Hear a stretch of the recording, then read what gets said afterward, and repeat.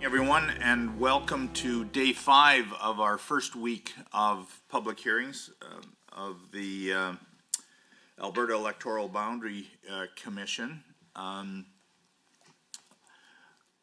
We, of course, are an independent commission established by the Legislative Assembly of Alberta, and you can see our nameplates in front of us, and if you wish to know any background information, you can go to the Alberta Electoral Boundaries website and get that information. Our task as an independent commission is basically to deal with two issues. Number one, the increase in the number of seats in the Alberta legislature.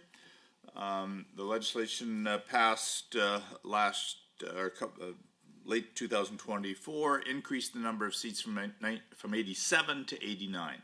So there's two more electoral divisions in the province. And of course, we all know that within the boundaries of an electoral division, the voters in that division elect the member of the legislature, and that person represents them in the legislature in Edmonton. The second issue that we must deal with is the increase in population in Alberta. The last Electoral Boundaries Commission report was issued in 2017, so 9 years ago. And since that time, Alberta's population has increased roughly over 800,000 people. And to put some perspective to the challenge that's before us, the average the average population in each electoral division at the time of the 2017 report was 46,697 people. And of course, the average is not the target for our task. Alberta, as all Canadian jurisdictions, operate on the principle of effective representation, not one person, one vote. The average is not the target, but rather the legislation, the jurisprudence, and Canadian historic practice has provided us with a range of population in order to meet the target of effective representation. And that range goes to as low as -25 to +25. And you will see in 2017 that range started at 35,000 up to just over 58,000. Now, to give some perspective on the challenges that we have, the increased population certainly has manifested itself, notwithstanding the 2 additional seats. The population of Alberta is 4.88 million for our purposes. We've used the Statistics Canada last decennial census from 2021, which was regularly updated by the Office of Information and Statistics of the Alberta Treasury Board. And we have used as our baseline population of 4.8 million Albertans. And you can see when that's divided over 89 ridings, the average population per electoral division is 54,929. Again, that's not the target. The target is the range of -25%, as low as 41,000 to as high as 68,000. That is the range that empowers the Electoral Boundary Commission to find effective representation in the various electoral divisions. Effective representation is, as I said, a Canadian concept. It's not one person, one vote. That's certainly an American concept. That effective representation gives us a tremendous amount of flexibility to ensure Albertans from across this vast province to have representation in that target range, and then there's some additional exceptions as well.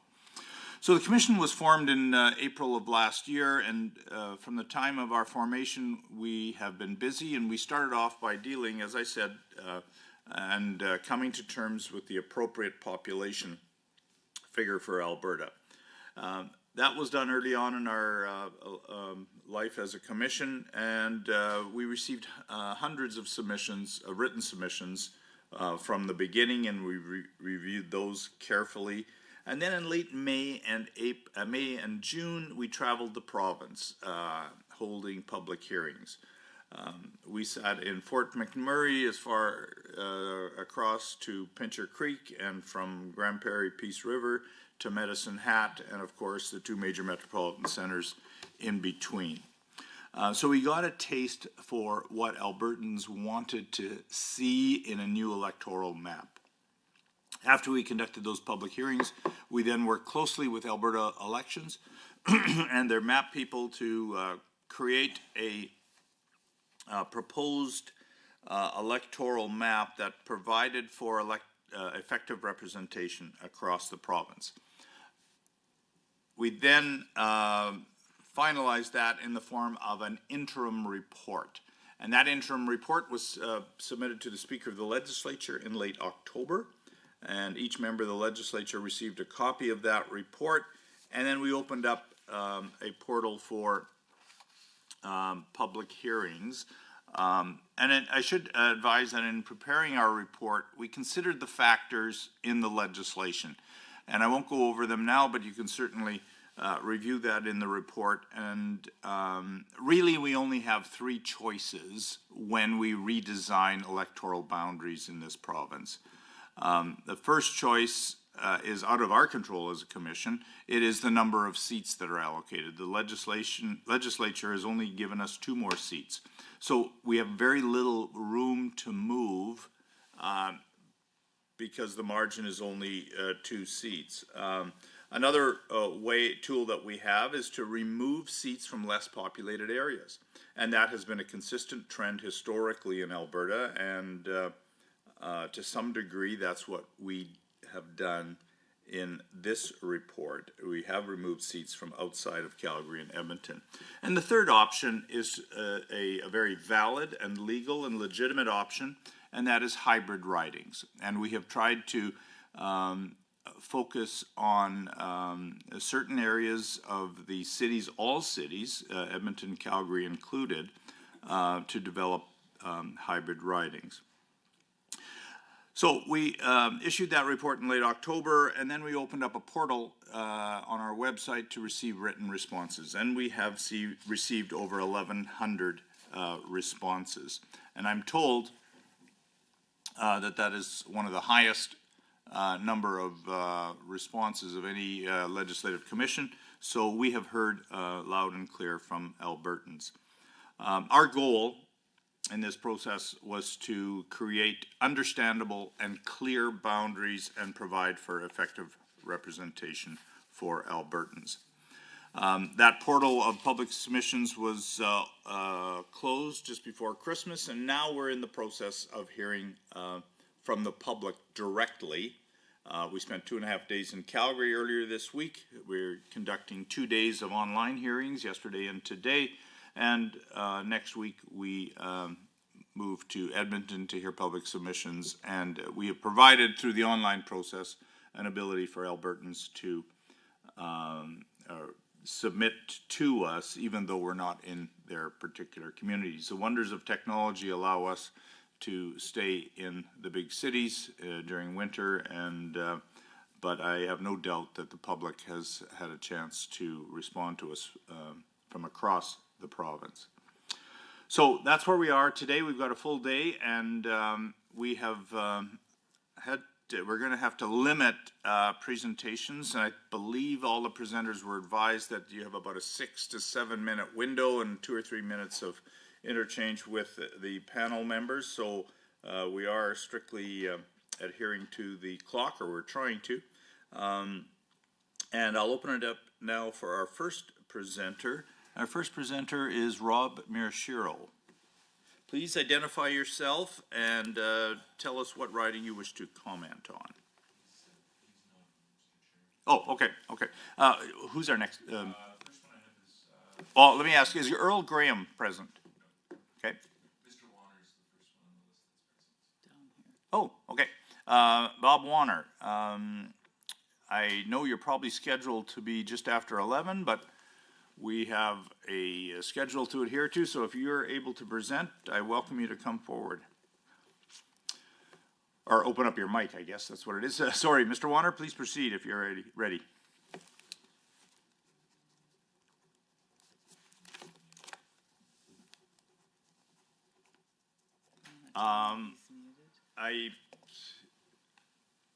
I'm not sure if you're frozen, Mr. Warner, if you're muted or what, but we can't hear you.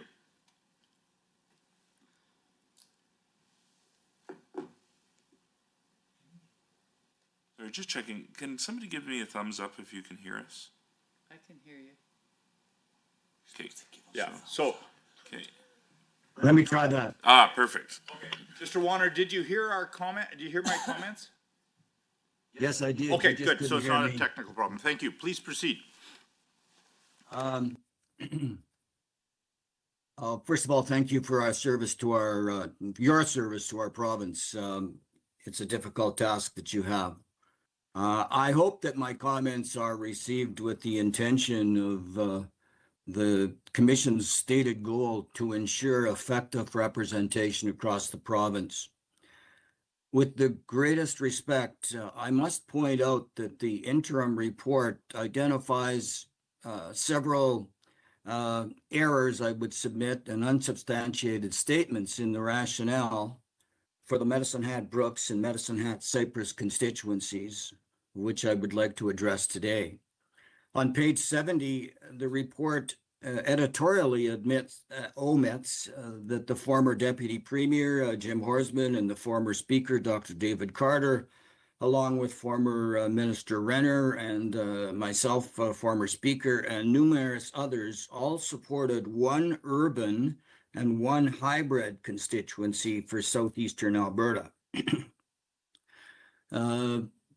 Secondly, reflecting on your opening comments, Mr. Chairman, the boundaries particularly have some shortcomings with respect to an understandable and clear boundary for those two constituencies. The report on page 69 and 70 states that many submissions requested the electoral divisions be kept as is, and that the submissions in Medicine Hat were clearly divided. I stand to be corrected, but to the contrary, the numbers clearly, to me, demonstrate that the vast majority opposed carving up Medicine Hat and Cypress County to resolve what we perceive as a population problem in East Central and South Central Alberta. The commissions may have heard divided submissions in Southwestern Alberta, but from my perspective, they did not hear that in Southeastern Alberta. On page 70, the report states that all of Cypress County is recommended for inclusion in Medicine Hat Cypress. That statement is not correct. The boundary map, number 74, illustrates quite clearly that the boundary is not the Cypress County border, but rather Township Road 132. The rationale for this meandering line is difficult to comprehend. Furthermore, the Medicine Hat Brooks boundary is now more than 340 kilometers wide from the Saskatchewan border to the west border of the proposed boundary. If you keep the county together, it is only 130 kilometers north to south, and if you include 40 Mile with Cypress, it is about 160 kilometers wide, about half of the current proposed Medicine Hat Brooks boundary. The commission seemed, in my perspective, selective in considering the only option to the current boundaries proposed was a single electoral division for all of Medicine Hat. The commission seems to have dismissed the submissions, including 4 former MLAs who recommended one urban and one hybrid riding, respecting the cohesiveness of southeastern Alberta. By ignoring one urban and one hybrid option, the report states this has not been the reality since the 1980s. This is simply not correct. Dating back some 40 years, the mature portion of the city had one urban and one hybrid with the city south, Cypress County and 40 Mile. The written submissions of the current MLA, Mr. Wright, recommends that Southeastern Alberta has 2 representatives and that this is a nonpartisan matter. I agree with him on both points. His goal can be achieved with an urban hybrid solution recommended by the other former MLAs who represented Southeastern Alberta for more than 40 years. The McLaughlin ruling states that one person, one vote principle is not mandated. In fact, it is forbidden. Yet, from my perspective, Appendix E seems to emphasize how successfully the population average target was achieved. I recognize what your opening comments were, Mr. Chairman, that that is a target range, but nonetheless.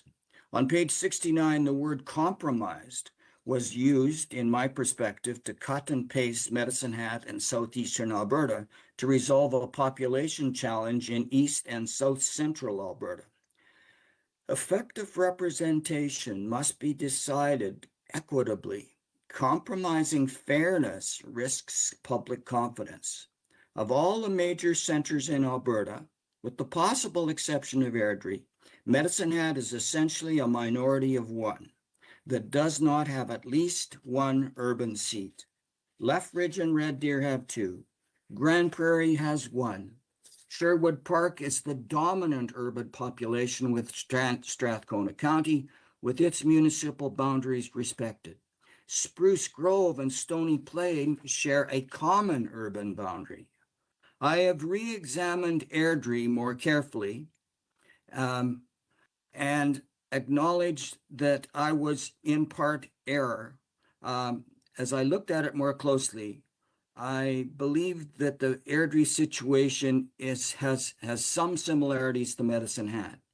It probably deserves 1 urban seat and 1 hybrid seat. Their population is too large to be one riding for the entire city, but they too deserve 1 MLA exclusively representing the majority of their city and 1 representing a portion of their city in a hybrid model. I also re-examined the Fort McMurray proposed boundaries. I too was in error. It is divided. However, Fort McMurray is unique and distinctively different from Southeastern Alberta. Its more recent history, its development, its vastly different economy, its population, and its transportation network and its culture ought not to be compared to Southeastern Alberta. In fact, in the northern section of that constituency, it is air service that largely connects the urban population to the rural north. A more effective representation solution. Keywords: effective representation. The option preferred by some was a single riding exclusively representing Medicine Hat. But the population of Medicine Hat is too high for that to be accepted. The other recommended solution, consisting of 1 urban and 1 hybrid, is fair and equitable and represents more effective representation for Southeastern Alberta as follows. Do not connect dissimilar and distant brooks and the Central Alberta region to Southeastern Alberta. We are different in so many ways. I respectfully submit it is not effective representation. Solve the problem of Brooks, County of Newell, Taber, Warner, and possibly Drumheller on a north-south axis. Brooks is closer to Taber than Medicine Hat. Number 36 highway ties the regions together already. The proposed Drumheller riding is nearly 25% below the target average, and Livingston-McLeod is some 10% above the target. Please look again. C, revert to a version of the effective representation model for Southeastern Alberta that existed for decades prior to 2017, with 1 urban riding in the mature north and central sections of Medicine Hat, and 2, 1 urban riding with the south portion of Medicine Hat and all of Cypress County and County. Both fit within the population guidelines. Do not subdivide Cypress County. Leave it intact and in fact consider moving the Medicine Hat Cypress boundary to the Red Deer River. Its population is served by Medicine Hat. Restore Medicine Hat, 40 Mile and Bow Island to its closest neighbor, partner, and trading center, Medicine Hat and Cypress County. The distance from its west border, the Saskatchewan border, is about 150 kilometers. Bow Island's distance to Medicine Hat is a travel time of about 1/2 hour, but to the east boundary of the new constituency, it is 1.25 hours. I respectfully submit these comments and hope you reconsider your situation, your recommendations with respect to southeastern Alberta. Mr. Warner. Mr. Evans, any questions? No, thank you for your submissions, though. Ms. Sampson? Thank you for your time this morning. I appreciate it. And we've had more than just yourself come back to us with that very same suggestion. So we will certainly be having another look at Medicine Hat. Thank you again for your time. Dr. Martin? Thank you. No, I think you have comprehensively, even with page references, laid out the points of vulnerability, so to speak, and thank you for your presentation. Mr. Clark, any questions? Thank you very much, Mr. Speaker. Genuinely appreciate your continued engagement in affairs of the province and your submissions to us previous round and this round again. I also appreciate that you come to us not just with poking holes in what we have proposed, but also proposed potential solutions. So very much appreciate that. I guess maybe I'll just ask you to comment on a little bit of population balance. I mean, it's an interesting and I wonder persuasive maybe point that Medicine Hat and Grand Prairie are roughly the same size. I think Medicine Hat's population 68,000, Grand Prairie 70, but yet we've treated them quite differently. And historically had not, up until the 2017 boundary redistribution. Both had had a fundamentally urban constituency and then one hybrid. Now we have different perspectives on that. It's not 100 to 0 in the perspective as to whether that's a valuable thing or a challenging thing. But maybe I'll just give you another maybe minute or two to tell me, one more time why you feel specifically in the Medicine Hat and Southeast Alberta region, why it's important that as a community of interest you feel in not to put words in your mouth, but that's certainly what I've taken. Around Medicine Hat specifically as it relates to its surrounding communities. Thank you, Greg. I've lived in this, by the way, coincidentally, I lived in Grand Prairie when I first moved to Alberta many, many years ago. So I have some sense of northwestern Alberta. I have lived in Medicine Hat since 1972. I even remember the crossing paths frequently with the current commission chairman. Medicine Hat is distinctively, in my view, the heart, if you will, of the Palliser Triangle. We are a zone that's quite distinct and different. I affectionately used to refer to us as the forgotten republic of territory of southeastern Alberta. We have a dependency on ourselves. We've always had to do things that are distinct and different from other sections of the province. Whereas in other sections, even in the case of Grand Prairie, there are very many smaller urban centers near Grand Prairie that are of some significant size. Whereas down in southeastern Alberta, particularly with Bow Island and County 40 Mile and Cypress County, there are smaller urban centers, but they all connect to that magnet of Medicine Hat. And our economy is different. We have developed differently. We have a distinctive electrical system down here.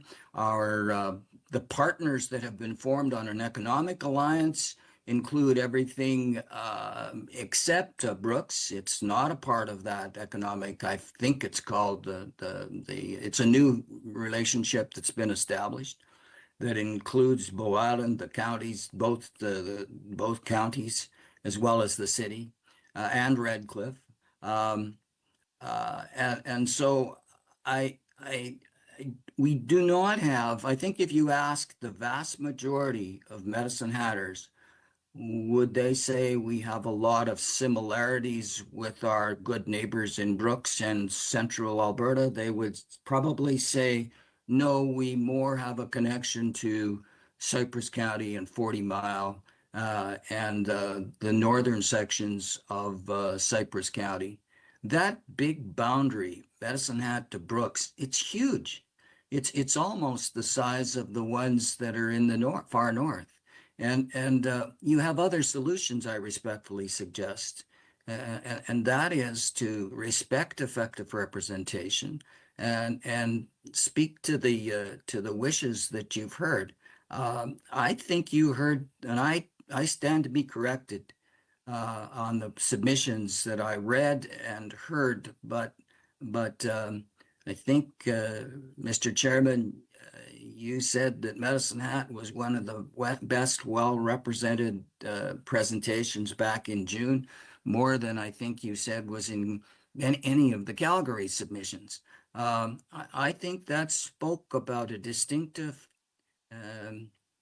sense of identity and representation that exists in southeastern Alberta. And I don't want to repeat myself, but I hope I've answered your questions on both an economic, cultural, social relationship. Thank you so much. Okay. Thank you very much, Mr. Warner, for presenting, and please feel free to remain in the meeting and follow the rest of the presenters. I believe our first presenter is now here, Rob Mirashiro. I am. Please identify yourself and, of course, tell us where you're from and what ridings you wish to comment on. Good morning, everyone. My name is Rob Miyashiro. I'm the MLA for Lethbridge West, and I'll be commenting on Lethbridge West and Lethbridge East. Okay, please proceed. We have a 6-minute timer, so we'll be trying to watch the clock. We've got a long list today. For sure. So I just want to thank the commission first for the attention that you've given to the insights offered by people in various communities and all the experts during that initial stage for Lethbridge West and East. Also want to emphasize too that my perspective also reflects my upbringing in the town of Tabor in a rural community. So combined with my experience living and working in Lethbridge and being a city councilor and now the MLA, I think I bring a different kind of perspective than most. I do maintain, and I heard what Mr. Warner said as well, that wholly urban constituencies are certainly more representative of the people who live in them than blended urban and rural. Because again, and I don't need to go through this because you've heard this about the often competing challenges with urban and rural. MLAs in rural areas frequently address issues related to services, while MLAs in urban areas are more likely to manage challenges related to capacity. For example, in education, access is a major concern in rural communities, while capacity pressures in urban centers represent a different and competing reality. So I think we can go to the first slide, Aaron. Thank you. So while it's true that Lethbridge West is growing at a different rate, at a faster rate than North and South, I must say that three of the most established developments in the west side are pushing up against the County Lethbridge boundary, and I'll talk about that in a bit more. In Lethbridge East, there's also two large area structure plans, or ASPs, that are beginning to be developed or yet to be developed, which are in the southeast and in the Royal View area structure plan. So in looking at the preliminary report for the commission and speaking with many people in Lethbridge, I'd like to suggest some changes. Now, what I'm not oppose at all to what the commission has recommended in the preliminary report. All I'm saying is that after speaking with people and taking a better look at the at what this could look like, I just want to suggest some changes to east and west for the commission's consideration. So if we go to the slide on the left bridge, can we go back one? Maybe I'll just try to explain it. Yeah, so if you look at that slide, and the left side is Lethbridge West, you're showing the little bump out that was added to Lethbridge East. And then if you look at the top part, and what I'm suggesting that if we make the Old Man River, and I know one of the commissioners was talking about using the Old Man River more as a boundary in parts of Lethbridge. So this is what I would suggest is make the Old Man River the western boundary of Lethbridge East, north of Crow's Nest Trail or the Highway 3. And so you're bringing all of the North Lethbridge literally into Lethbridge East, which isn't a big stretch because most people in North Lethbridge think they're in Lethbridge East anyway. In fact, most people in Lethbridge think they're in Lethbridge East. So that would add that piece, and then we would look at south of Crow's Nest Trail. And we can look at just below that line on the right picture. Is anything below the blue line would just stay in Lethbridge West as it is now. And then we would look at, if we can go to the next slide, please, Aaron. So then we look at the part. If you look at where it says 034, that is actually part of the county of Lethbridge. And there's a little line, you see the vertical line going north-south, and it has a right angle jog right underneath the 4. That is 2nd Avenue West and Rural Route 91. And what I would suggest is that we bring in that part of the county of Lethbridge into Lethbridge West. And I know this is counter to what I just said about rural areas being part of urban, but they're not a true rural community. What they are acreage communities, and there are a couple of smaller farms in that area. But everything that those people do in order to get to anywhere else, they have to go through West Lethbridge. For those people to vote in a provincial election, they have to drive through West Lethbridge to get to Colhurst, because there's no direct route other than if you want to take a gravel road through that along the river and up through Colhurst, which really no one wants to do. And so what that would mean is that the western boundary, I think the next slide might show it better. So that's the area. And you can see that it's mostly undeveloped. That's county land. There's a couple of small residential communities. You can see towards the middle top and towards the bottom of that circled area. And so again, it moved the acreage communities of Sunset Acres and Mountain Meadows from Carson-Siksika or in the New Livingston McLeod to Lethbridge West. So what we're doing is we're making the adjustment. It also addresses the fact that the commission said earlier is that yes, there's more factor growth in West Lethbridge, but then we're adding that part to the east to even out that growth. And like I said, there's some pretty big growth areas as well in Lethbridge East. I think this would actually bring that into more into sync, because in that picture the rightmost vertical line is the county line in that grayed out space. So you can see that the subdivisions are pushing right up against that already. The other thing I think I need to say is that. Sorry, Mr. Michaud, can you wrap it up in the next couple of minutes? I will wrap it up in 30 seconds. Okay. So we also know the exponential growth in large urban centers of Calgary and Edmonton, and it's really important, I think, that those communities are represented properly. When we have ridings with 70,000 plus, 80,000 plus, I think it's important to give them the best representation possible. And to make sure that the people in the legislature are there for the people and that land does not vote. Okay. Well, thank you very much for your presentation, Mr. Maraschio. Mr. Clark, questions? Yeah, thank you very much. I was just doing a little bit of drawing our mapping tools here and determined there are exactly, well, approximately 300 people in that area there you've suggested to take out of Lethbridge County.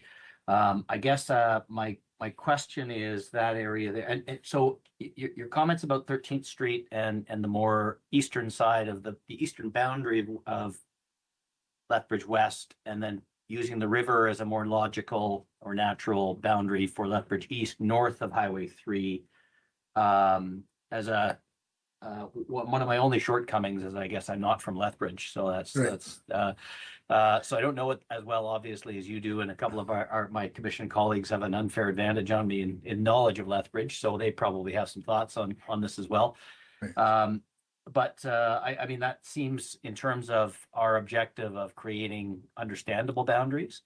I guess what I'm interested in is this portion in the county that you're suggesting. Tell me how that's different from the communities around north of that, like Colehurst, for example. What's different of that Right. about that area than say Colehurst? They're actually not municipalities for one. They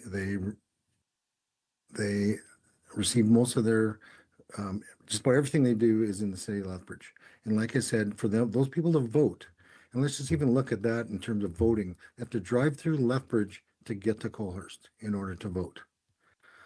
So does that mean some don't vote, some aren't interested in voting? I couldn't say, but I would hazard to guess that if they were able to vote somewhere closer to them, like 5 minutes away in Lethbridge or less, then they would tend to vote more. And I think the representation would be a lot easier going that way as well. Do you know, do they share any services with City of Lethbridge, wastewater or water? At this point, I'm not sure about water. Some of them could be on well. I know the city of Lethbridge treated water goes north into Colehurst and beyond, and out towards Picture Butte. I actually don't recall whether they've run water lines to Sunset Acres and Mountain Meadows. Okay, thank you. Okay. Mr. Evans? Thank you for your presentation. I want to ask you some questions on Colehurst. So Right. if I understand your submissions today, you're saying Colehurst should not be part of a Lethbridge riding, is that right? That's correct. And for the fact is that there is a separation and you're right, if you're not from here, you could see that there's a separation of Highway 3. Things north of that are still in the county, just west of Lethbridge. And I don't think the people of Colehurst as well, the ones that I've talked to, feel that they would be represented well. Especially a couple of people that are on Colehurst Town Council didn't think that they want to be lumped in with an MLA from Lethbridge. They think they would be better served by someone that has a more rural bent. You don't think you would have the ability to serve them as an MLA with your rural background?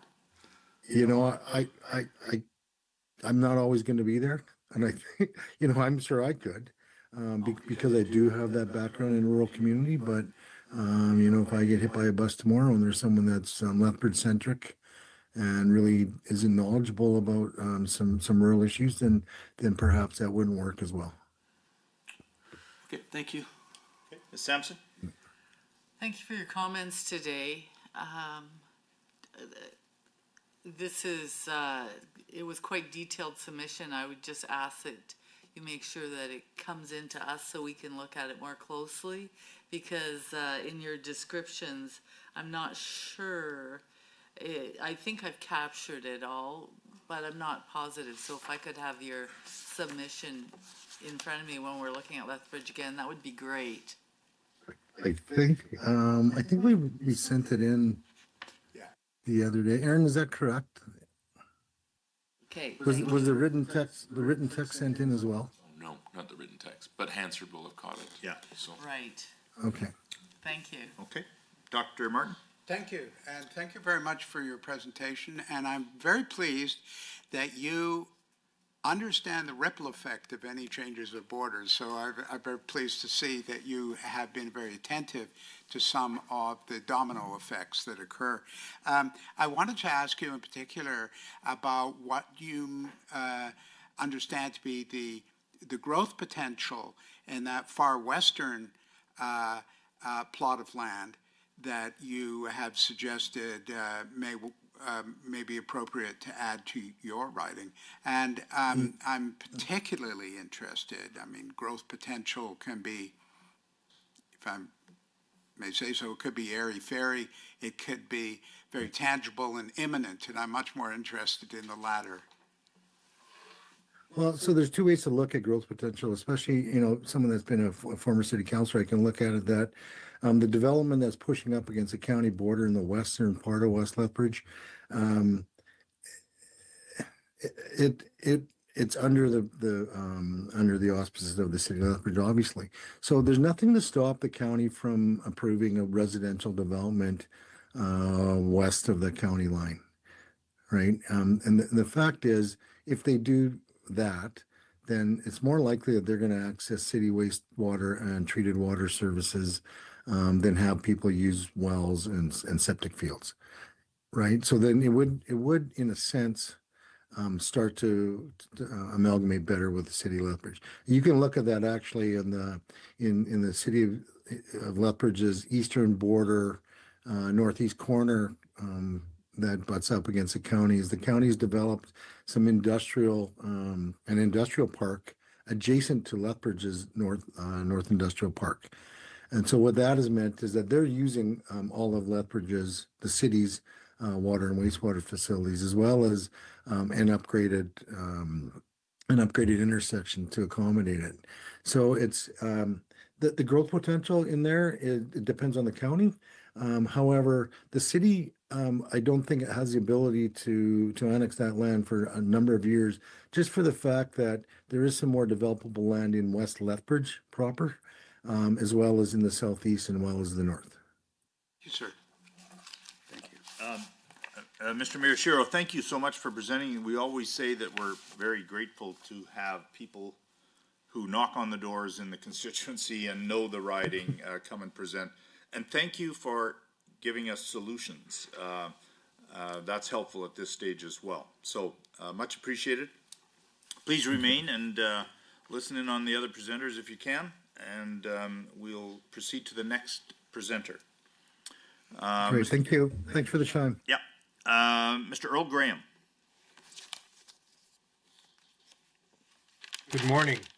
Morning. My goal today is to express the need for a single West Central Alberta electoral riding, which will ensure effective representation of a population that shares common economic ties, networks of transportation, shared history, and communities of interest.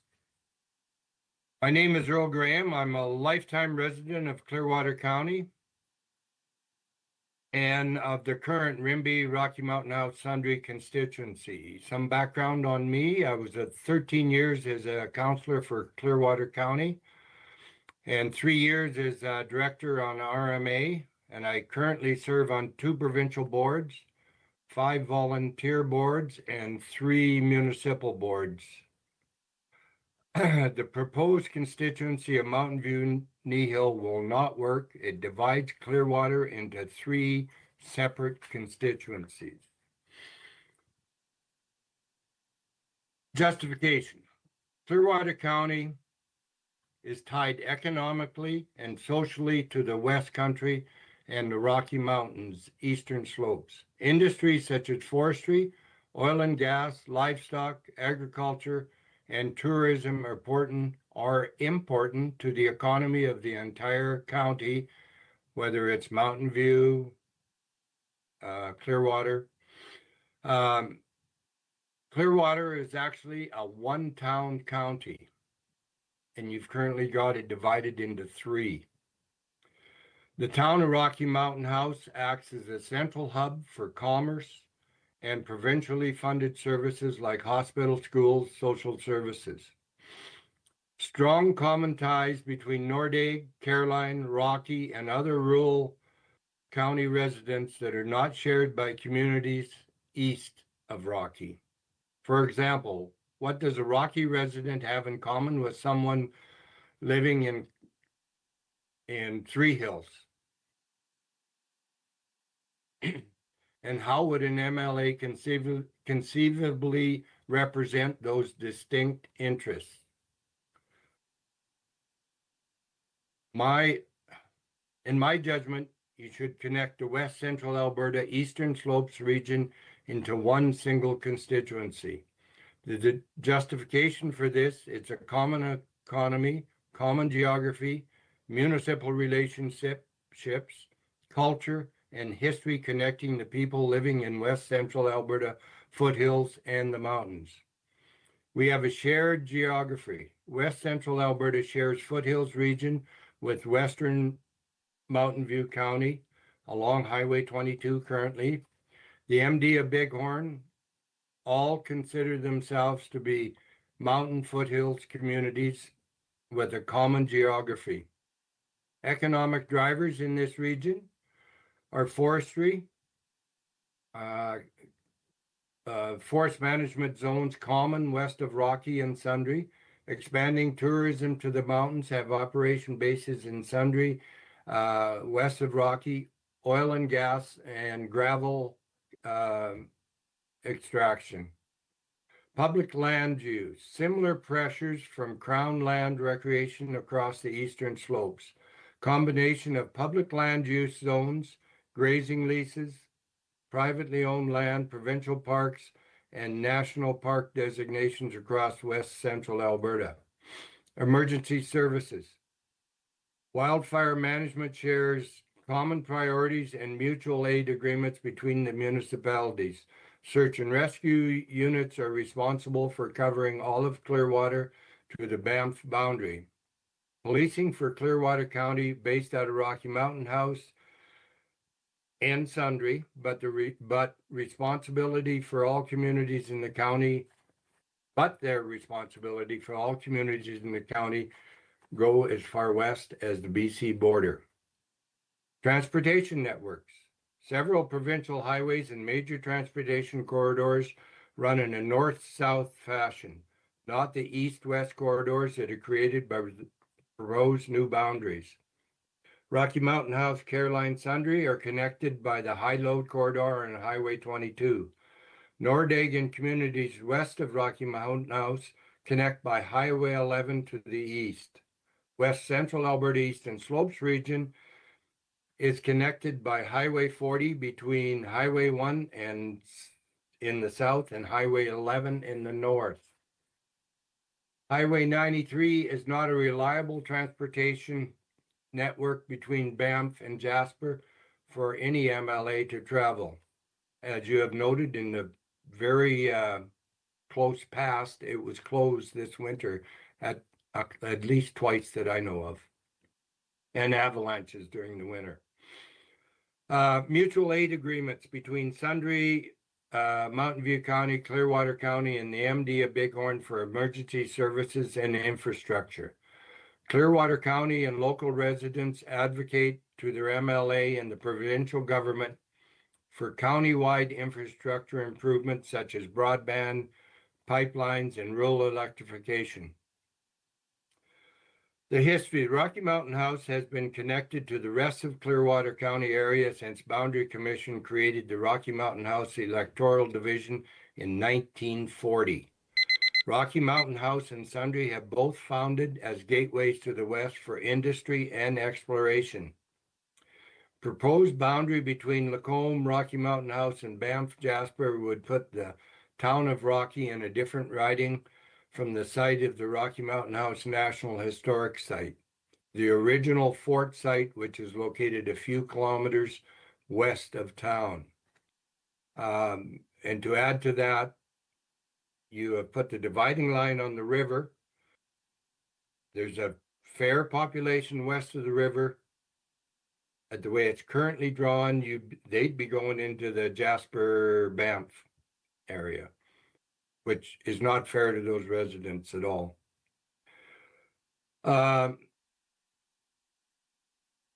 Redraw the boundaries to create a single riding encompassing the entirety of Clearwater County, including Rocky Mountain House, Ochees First Nation, Sunchild First Nation, Western Mountain View County along Highway 22.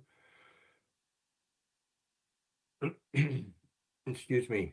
Rimby, Rocky Mountain House, Sundre, Olds, and Disbury, Three Hills do not have anything in common at all, whether it's farming practices, the type of farming, whether it's cattle, grain farming.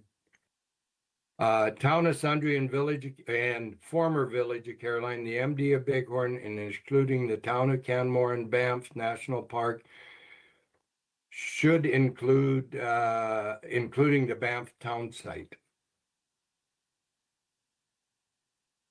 Now, I'm going to give you a little rant. I understand every vote is to be equal, but in reality, every vote is not equal in rural areas. Urban areas, an MLA can drive 15 minutes and be across his whole constituency to cover his area. Here, it is 3 to 4 hour drive, even currently. This means the larger rural areas will be underserved through no fault of the MLA. I'll give you an example. On Remembrance Day in the current constituency, I believe there's 8 legions, and an MLA during his term, if he stays for 2 years, probably won't, or 2 terms, will probably not get to all the legions on Remembrance Day. I don't believe that is fair to rural communities in any stretch. I want to thank you for my time and to voice my opinion. Looking forward to your questions. Thank you, Mr. Graham. Questions, Dr. Martin? Yeah, thank you, and thank you, sir. I was really taken by one remark of yours, that this county is a one-town county, and I want to press on that point a little bit in perhaps unexpected ways. From your experience as an elected official on sitting on many boards in and around the county, I wonder if you could comment on what I suspect is the necessity of county representation in Clearwater County, namely that a representative has to be able to think simultaneously of the town's needs and that of the rest of the county. Is that a fair? Yes. Oh, yes. Yes. And do you think that it has ever proved difficult for members of the council to juggle both those things as they come to determinations? Speaking from past experience, 2 councils will always have varying views. Yes. But those are the things that they have to juggle while they come to those varying views, correct? Correct, they do. The reason I ask is that we have an ongoing discussion among ourselves and with all our presenters and their letters as well about hybrids, large and small. And it would seem that at the county level, they are absolute common events. It is. Speaking for Clearwater County, Rocky is the only urban municipality. Caroline was just dissolved and taken into the county. There's other hamlets within Clearwater boundaries, Leslieville, Alhambra, Withrow, Condor, Caroline, and they all have something in common, for sure, with the municipal council governing all of them. Thank you very much. Mr. Clark? Thank you very much. Again, always great to hear from folks who have had some experience representing their communities, because you've got a good sense of the experience on the ground. I'm curious, at Clearwater County, you talk about our proposal would have you split across 3 different constituencies and therefore 3 different MLAs. Have you historically only had one MLA for Clearwater County? No, in the past, not the real recent past, but in the past, we've had 2. Okay. And do you find there's some value in having more than one MLA and a couple of different voices up in the legislature advocating for you? Speaking as a rural councillor, I did not find that advantage. Because you were having to bounce back and forth and educate 2 instead of 1? Yes, and the MLA, between the 2 of them, they're representing different people and different needs and wants, and they have to balance it, and I wouldn't want to be in their position either. So you're saying you find when you blend together too many different areas, it tends to distract them and split their attention. Correct. Okay, thank you. Ms. Sampson? I don't have any questions, but thank you for your time coming out today. I appreciate the information you gave. Mr. Welcome. Mr. Evans? I don't have any questions. Thank you so much for your presentation. Thank you, Mr. Graham. And Thank you for allowing me. And I invite you to stay because it's our experience that more Albertans should hear each presentation because they understand what we're going through, and there'll be a variance, I'm sure. Richard Nichols, our next presenter. Thank you, Mr. Chairman.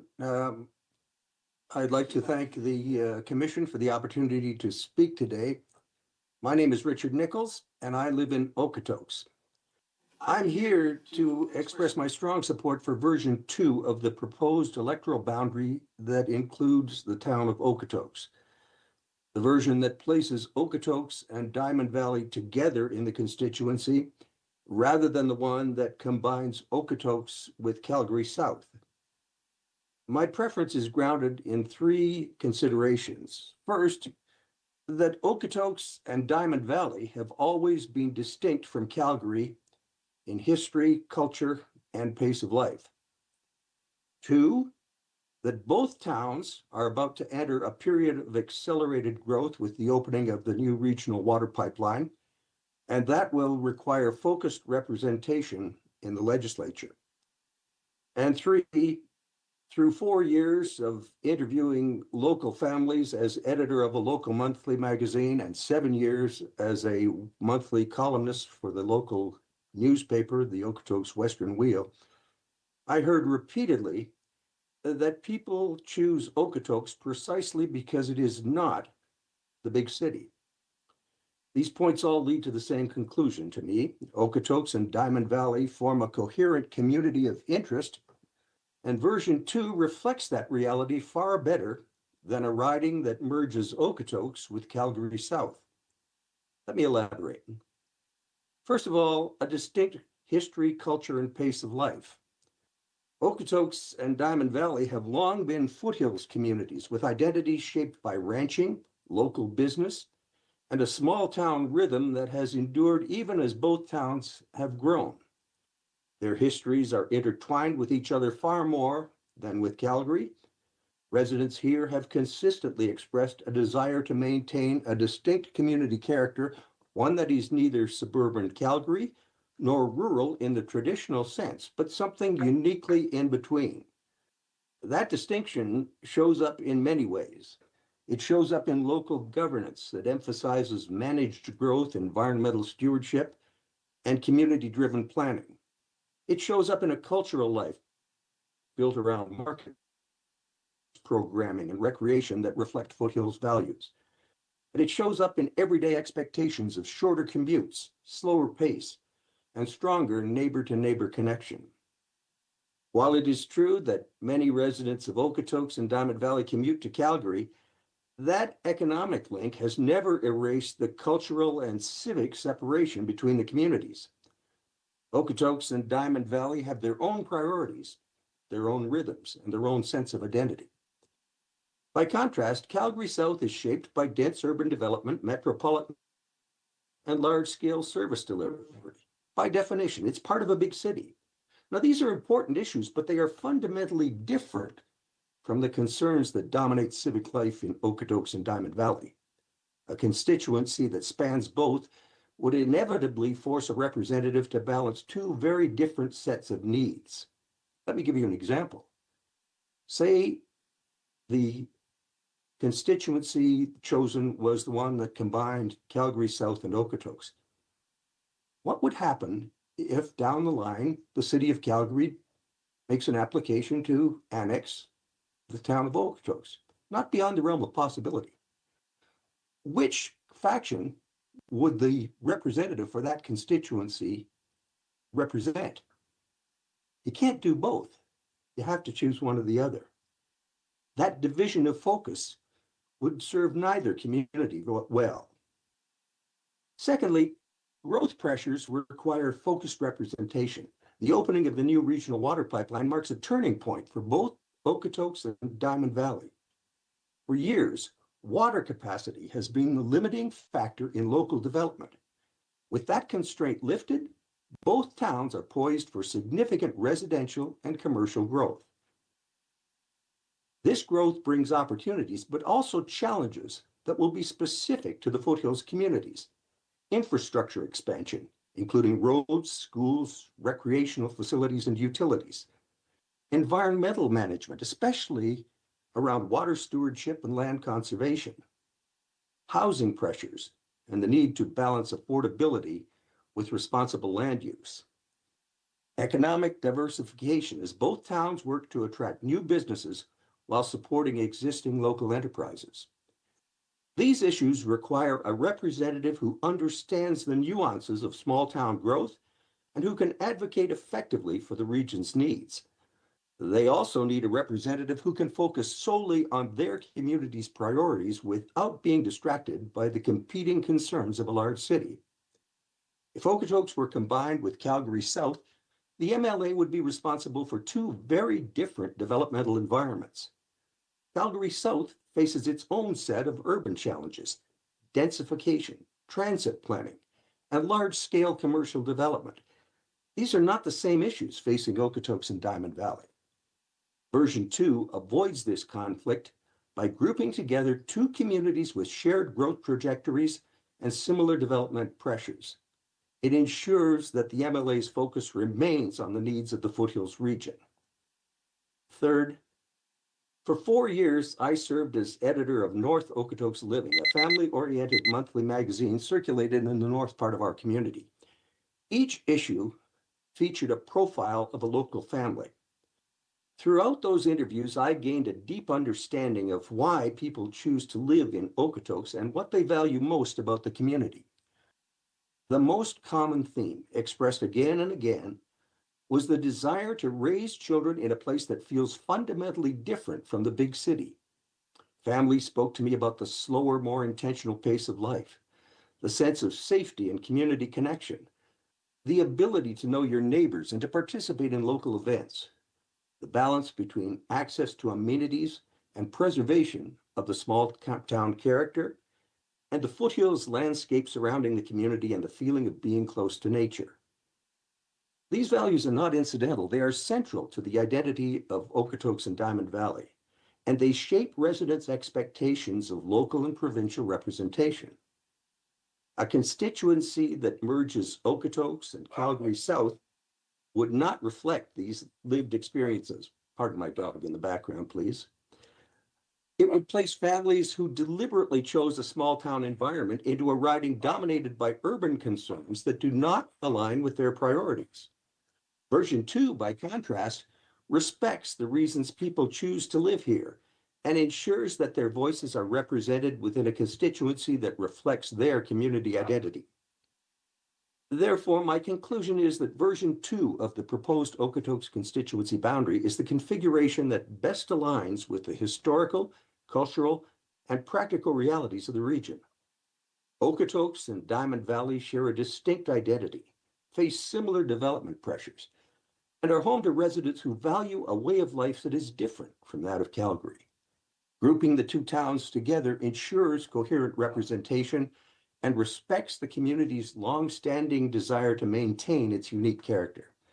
And it is for these reasons that I strongly support version 2 and respectfully urge the Commission to adopt it. Thank you very much for this opportunity to speak with you. Thank you, Mr. Nichols. Now we can have some questions. Mr. Evans, any questions or comments? Yeah, first, I want to say that you have an incredibly soothing voice. And yeah, Should be on radio.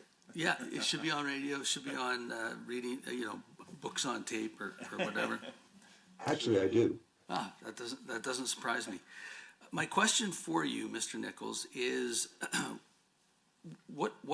can you tell me about the connectivity and as a community of interest between Okotoks and High River? Yes, there is the same connectivity of interest as there is with Diamond Valley. They're roughly the same distance apart. The reason I didn't discuss High River was that High River, the combination of High River and Okotoks was not included in either of the two versions that were presented. If I were asked, would High River and Okotoks be a good combination?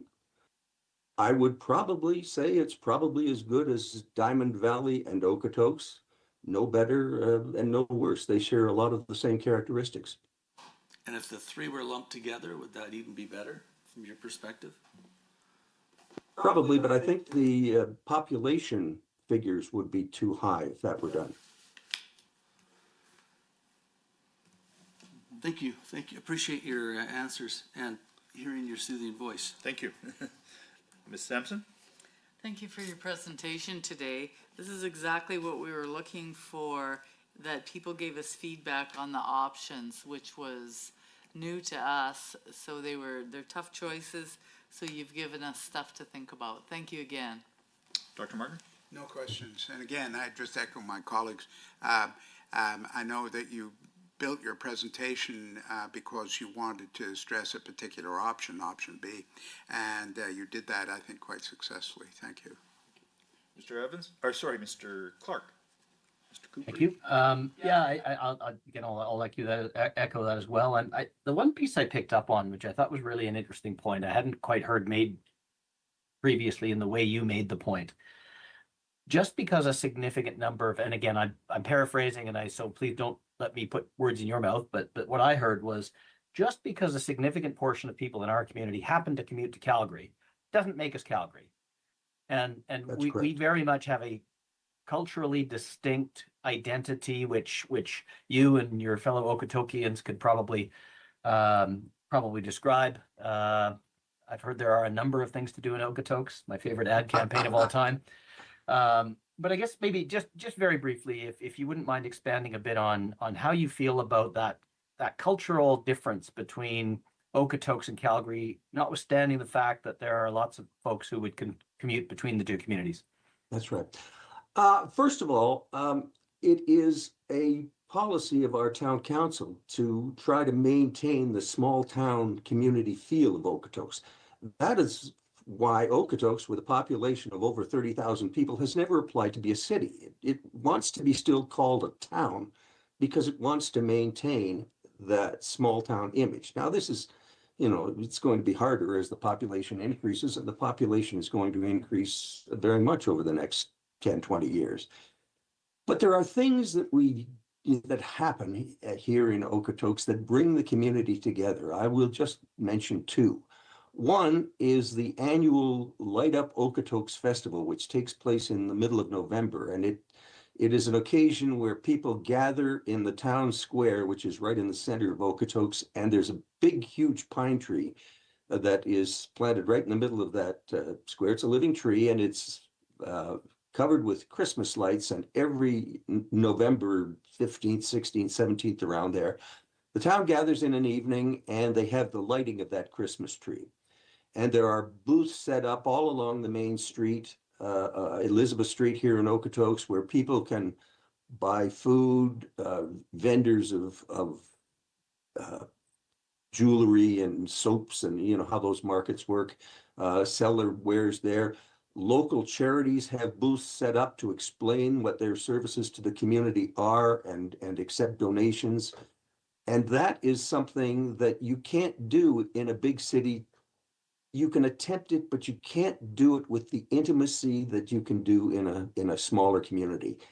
And while Okotoks is not necessarily a tiny village anymore, still is maintaining that feel by maintaining those types of programs through the year. The other one I want to mention takes place in the summer. Every Thursday evening during the summer in Okotoks, in the town square, there is a stage set up and there is a concert that people can come to. It's a free concert. People bring their lawn chairs, businesses that serve ice cream and soft drinks and that set up booths around the town square, and everybody has a wonderful time listening to some concert. And it may be classical music, it may be country, it may be rock, but everybody is there. And it started last year in 2024, continued last summer in 2025, and it got to the point where the town square was not big enough to accommodate all the people with lawn chairs. They had to actually block off the street that was adjacent to the town square so people could put out their lawn chairs and sit there. Those are the types of things, and there are others, but those are the types of things that make a small town feel in a community even as large as Okotoks exist. Great. Thank you so much. Appreciate your time and your contribution. Thank you very much. Mr. Nichols, thank you so much, and it really helps us make that decision that we threw out to the public in the two options. So, and please remain to hear the other presenters if you're able. Our next presenter is Barbara Bodegil. Not present? Okay. Then Cameron Mills.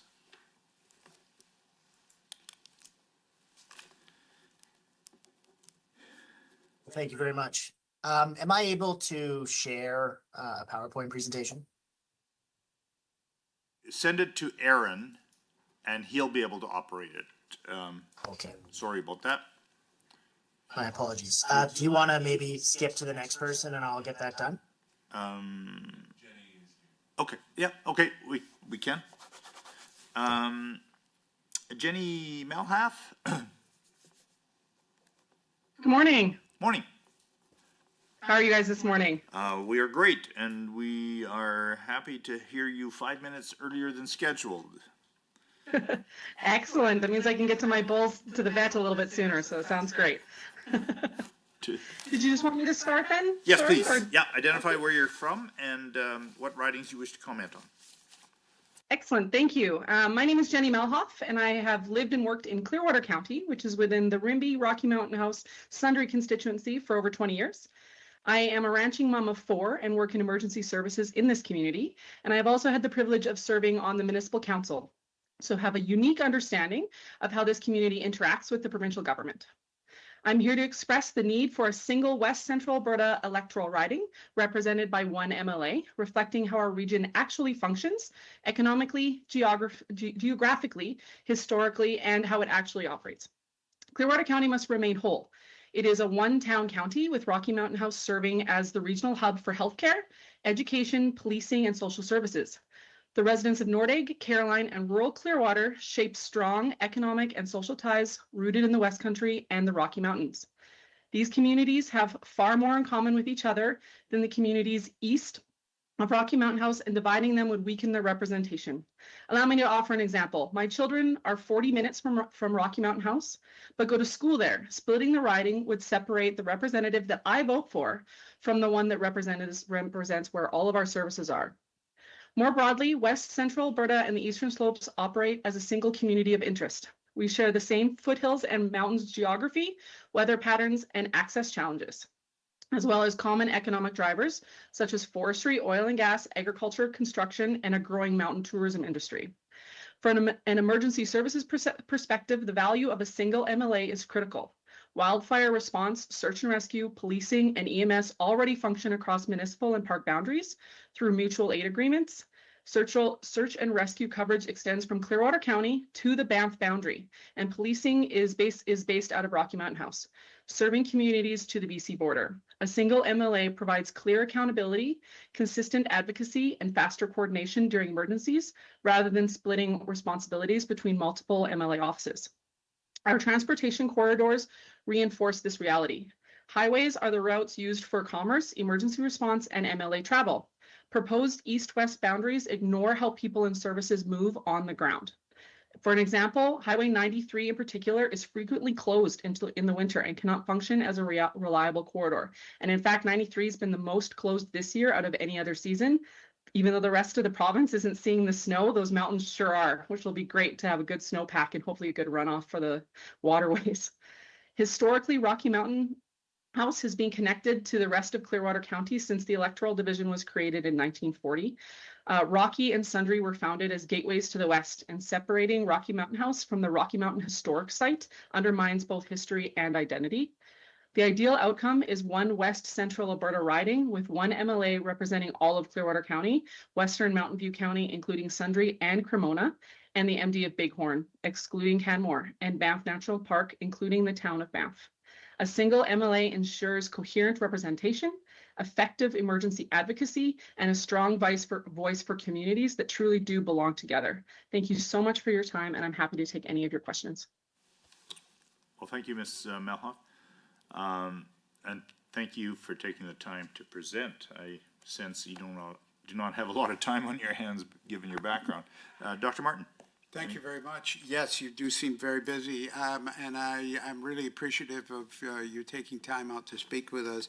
I'm intrigued by your multiple kinds of perspective, municipal councillor, rancher, nurse. You cover a lot of the functional areas that we hear about, but usually it's only one person representing one of those views. I'm interested in the what you might call the westward-facing sentiment and orientation of services and industries. We've heard quite a lot about this, actually, not least in submissions. But would you also be of the opinion that, roughly speaking, Highway 22 divides functional areas as well as agricultural zones? In the sense of travel, or just the way that the actual topography exists? Just to clarify the question. Well, we've heard that sort of east of 22, it's grain farming, to put it crudely, whereas west of there, the agricultural patterns change into ranching and, of course, oil and gas. Everybody's got some of that, but also forestry. Moreover, that the governance patterns are different. Well, the governance patterns, all of Clearwater County is represented by one council, but absolutely the topography changes when you go west of 22 as opposed to east of 22, with weather patterns and just sheer ruggedness of the land itself.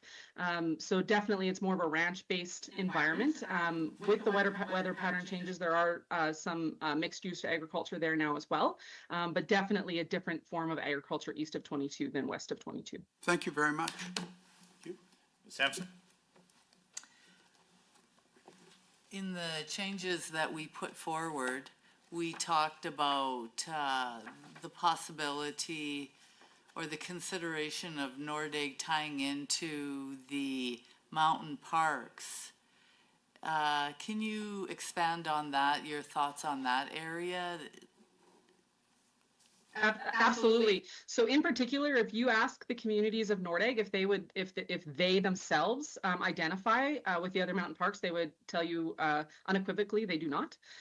They are unique in themselves and actually would not like to see themselves like Banff and Jasper. They prefer to be Nordegg and be identified as such. And Highway 93 that would be supposedly connecting them is closed a lot of the winter months, and therefore an MLA that represented them would actually have to leave their constituency in which to get to a piece of it. That's correct, yes. Thank you for your thoughts on that. Mr. Evans? Yeah, thank you so much for your submissions. I want to ask you about, my colleague was talking about 22, but I want to direct your focus to east and west of Highway 2. My understanding is there's a difference in terms of both oil and gas and agriculture on the east versus the west of Highway 2. Would you agree with that? Of Highway 2? Highway 2. Absolutely. Absolutely. Highway 2, actually, there'd be significantly more large scale grain operations east of Highway 2 than there would be even west of Highway 2. And then that gets even more on a micro scale west of 22, like we were talking about earlier. You're going to see a lot more large scale, larger agricultural equipment east of 2 than you will west of 2, for sure. Just the sheer topography changes that. Mm-hmm. Thank you. Appreciate the answer to my question. Clark? Yeah, thank you. No questions for me beyond a word of thanks. And just to let you know, we've received some great submissions from the folks in and around Clearwater County, including yourself and others today, and plenty of written submissions as well. So I feel like you're punching above your weight as usual in Clearwater. So thank you. We're just a little passionate out here about about this province and what it means to us. Well, thank you for your participation. It makes a big difference. So thank you. Okay. Thank you so much for having me. Thank you very much, Ms. Melhoff. You're welcome to stay, but I understand you're a busy person, so feel free to leave if you so desire.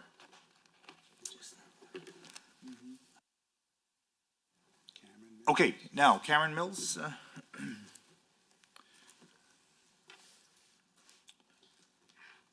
Thank you very much. So I did have the opportunity to send that along to Aaron. So Aaron, if you can get that loaded up.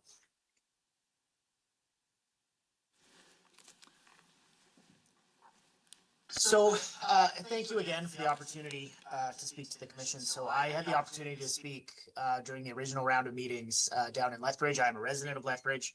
I'm speaking as a resident of Lethbridge with respect to how the boundaries for this part of southern Alberta should be drawn.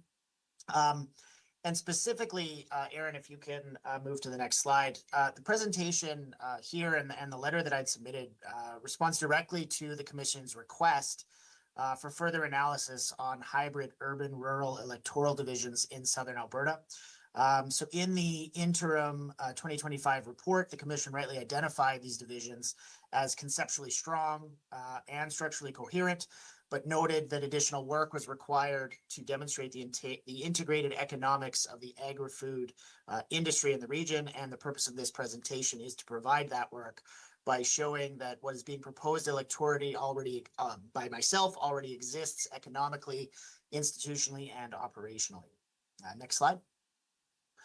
So the starting point is a simple but critical reality.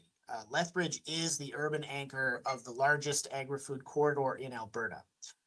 This is not a symbolic claim. It is a measurable economic system. The corridor encompasses more than 4 million acres of farmland, including over 900,000 irrigated acres. It supports over 4,400 farms and produces more than 65 specialty crops. In total, the system includes more than 11,000 businesses, serves a regional population of roughly 342,000 people, and generates approximately $8 billion in annual GDP for our province. Next slide.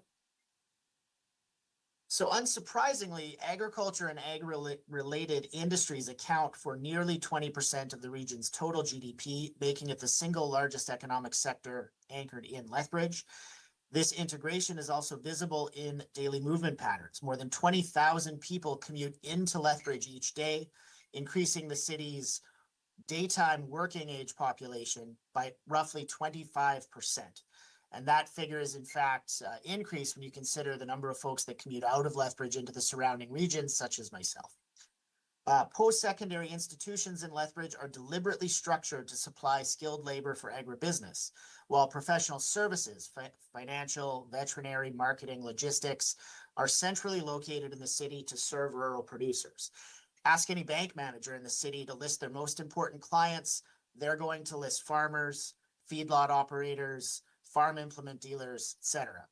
Lethbridge Polytechnic recently received a $5 million gift from a local cattle producer to establish the Southern Alberta Agribusiness Program to provide specialized training for the next generation of agribusiness professionals. Major transportation routes likewise converge through Lethbridge, making it the indispensable transfer point for both export and domestic markets. Next slide. Because Lethbridge functions as the urban anchor of the corridor, it already governs regionally in practice. The city routinely enters into regional waste, recycling, utility, fire and rescue, and disaster response partnerships with neighboring municipalities.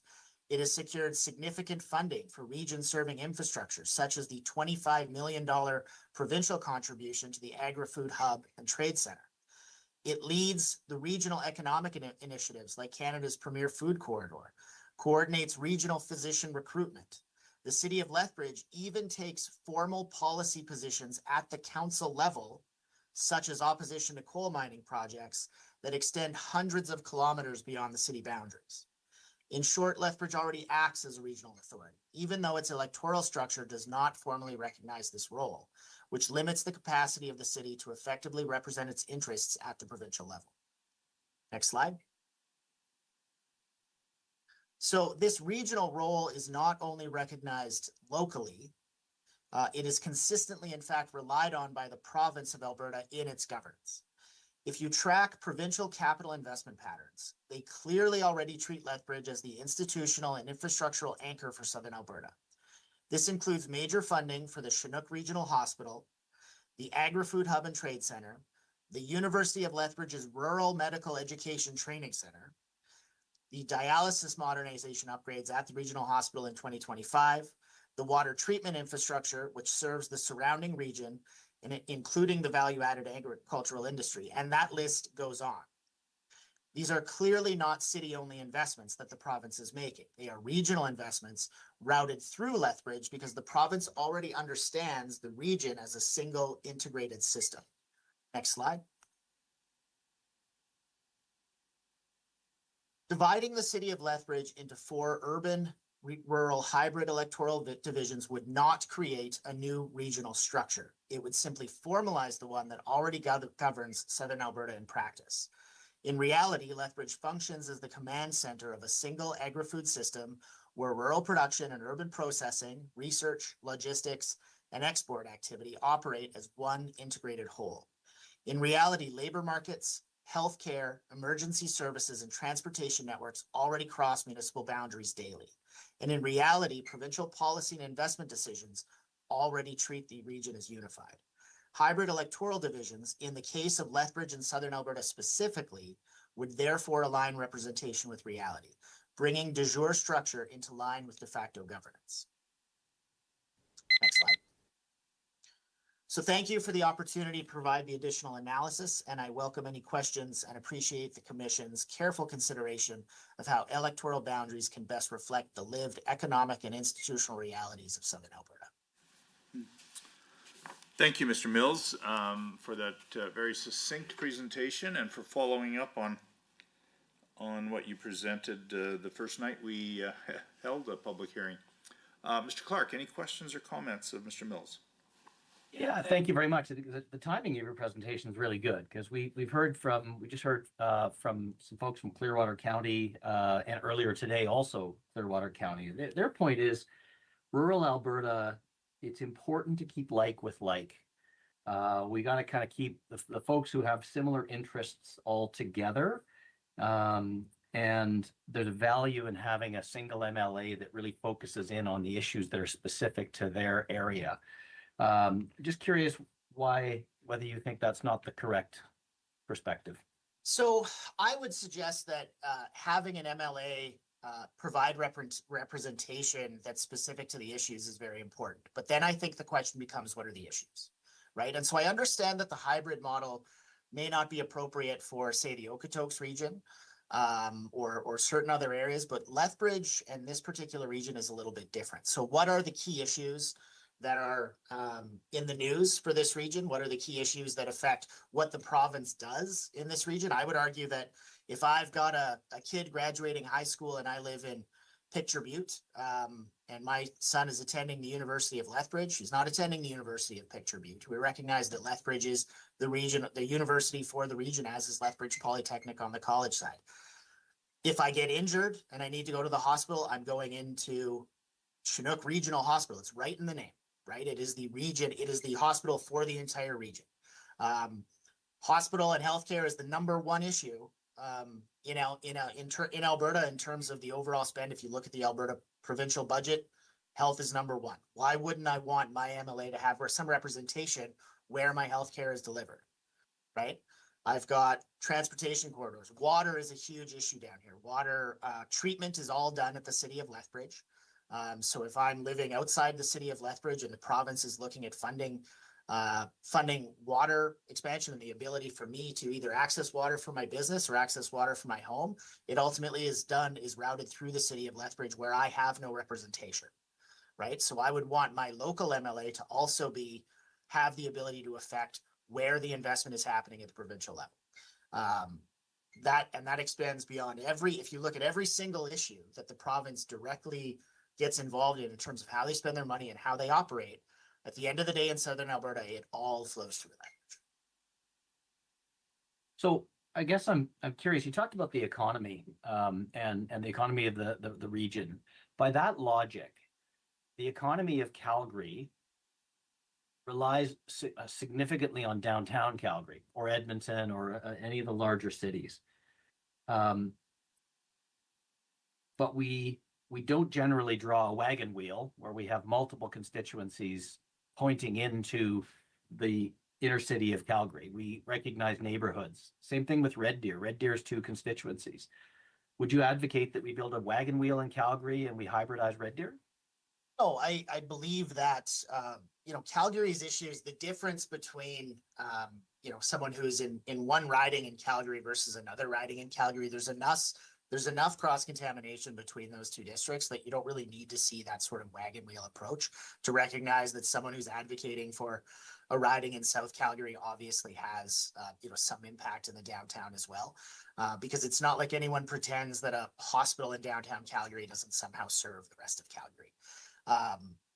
Red Deer's issues are obviously specific. I don't know everything about the city of Red Deer to say whether or not the hybrid model is appropriate for them. Okotoks, for example, is very different from Lethbridge in the sense that Okotoks is a town of 35,000 people.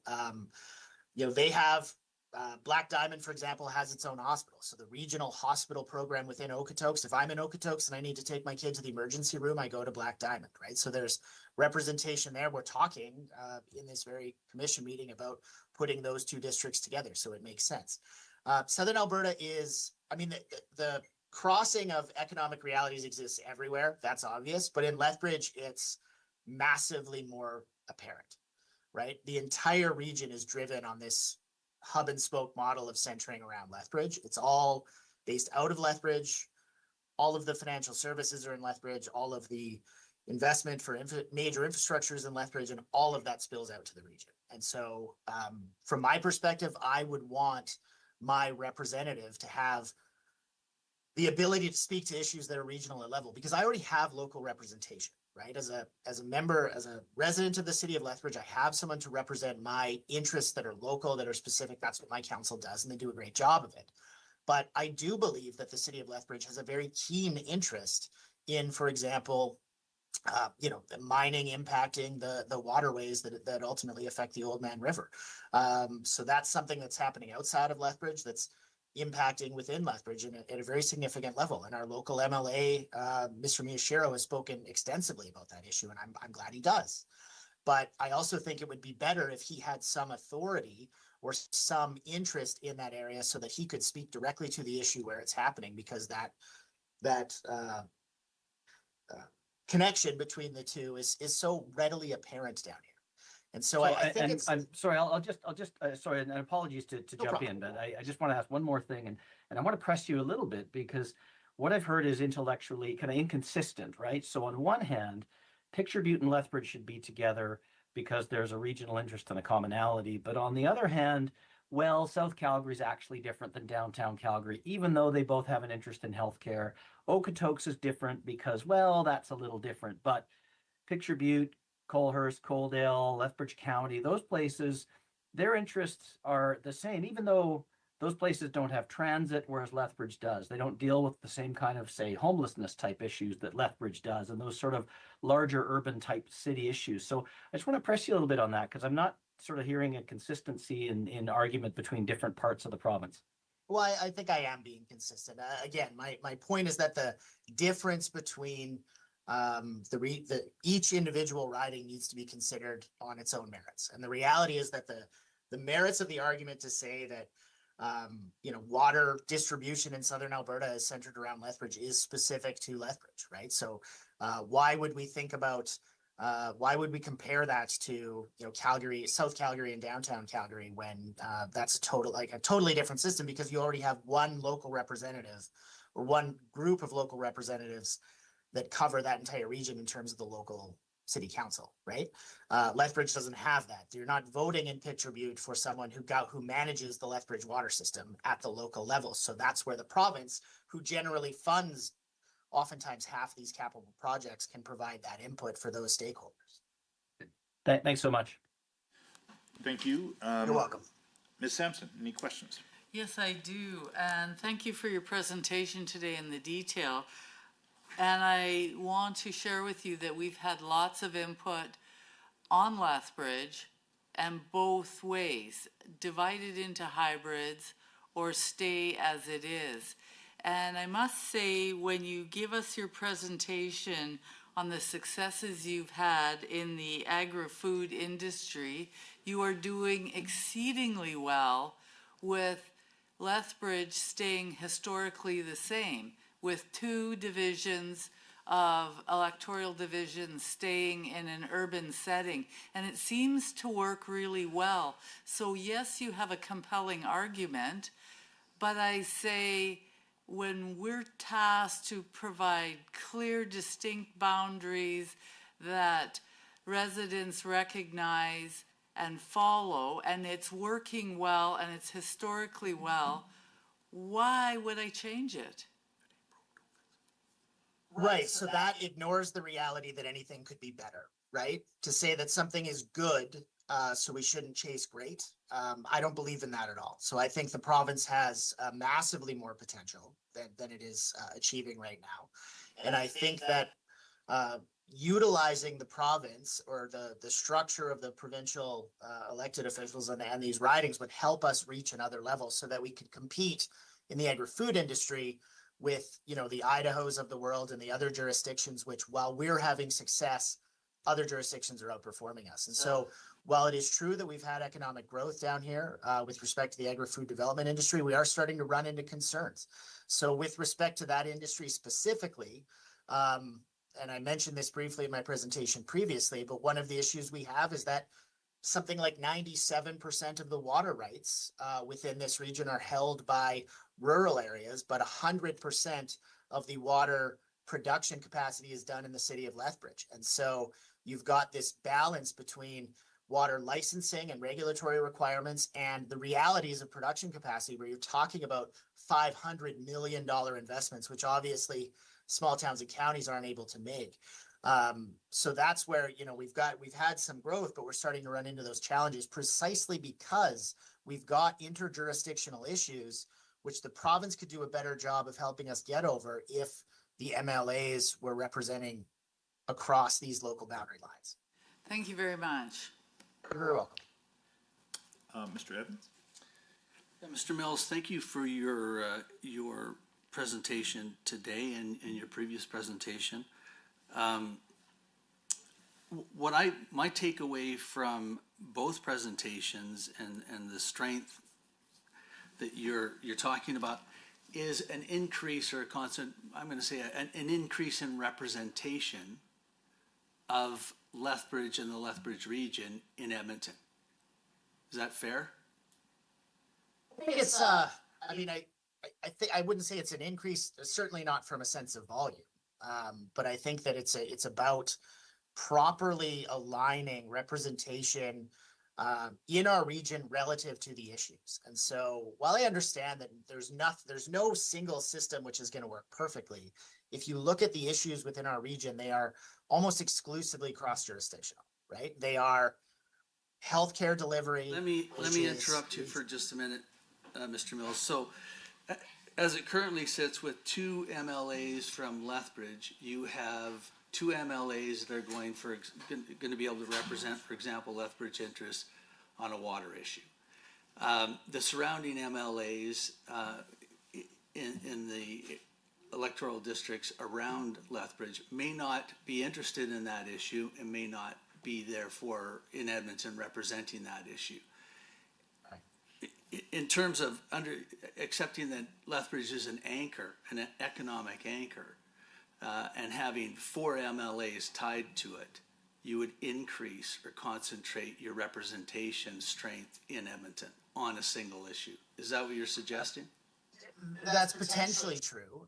And at the same time, those 4 MLAs would need to balance their decision-making with the fact that their decisions are going to impact beyond their local borders. So while on the one hand, it would certainly provide 4 voices for the city of Lethbridge at the provincial level, it would also ensure that decisions aren't made exclusively for Lethbridge to the detriment of the surrounding regions, which rely on the city of Lethbridge for the delivery of provincial level services.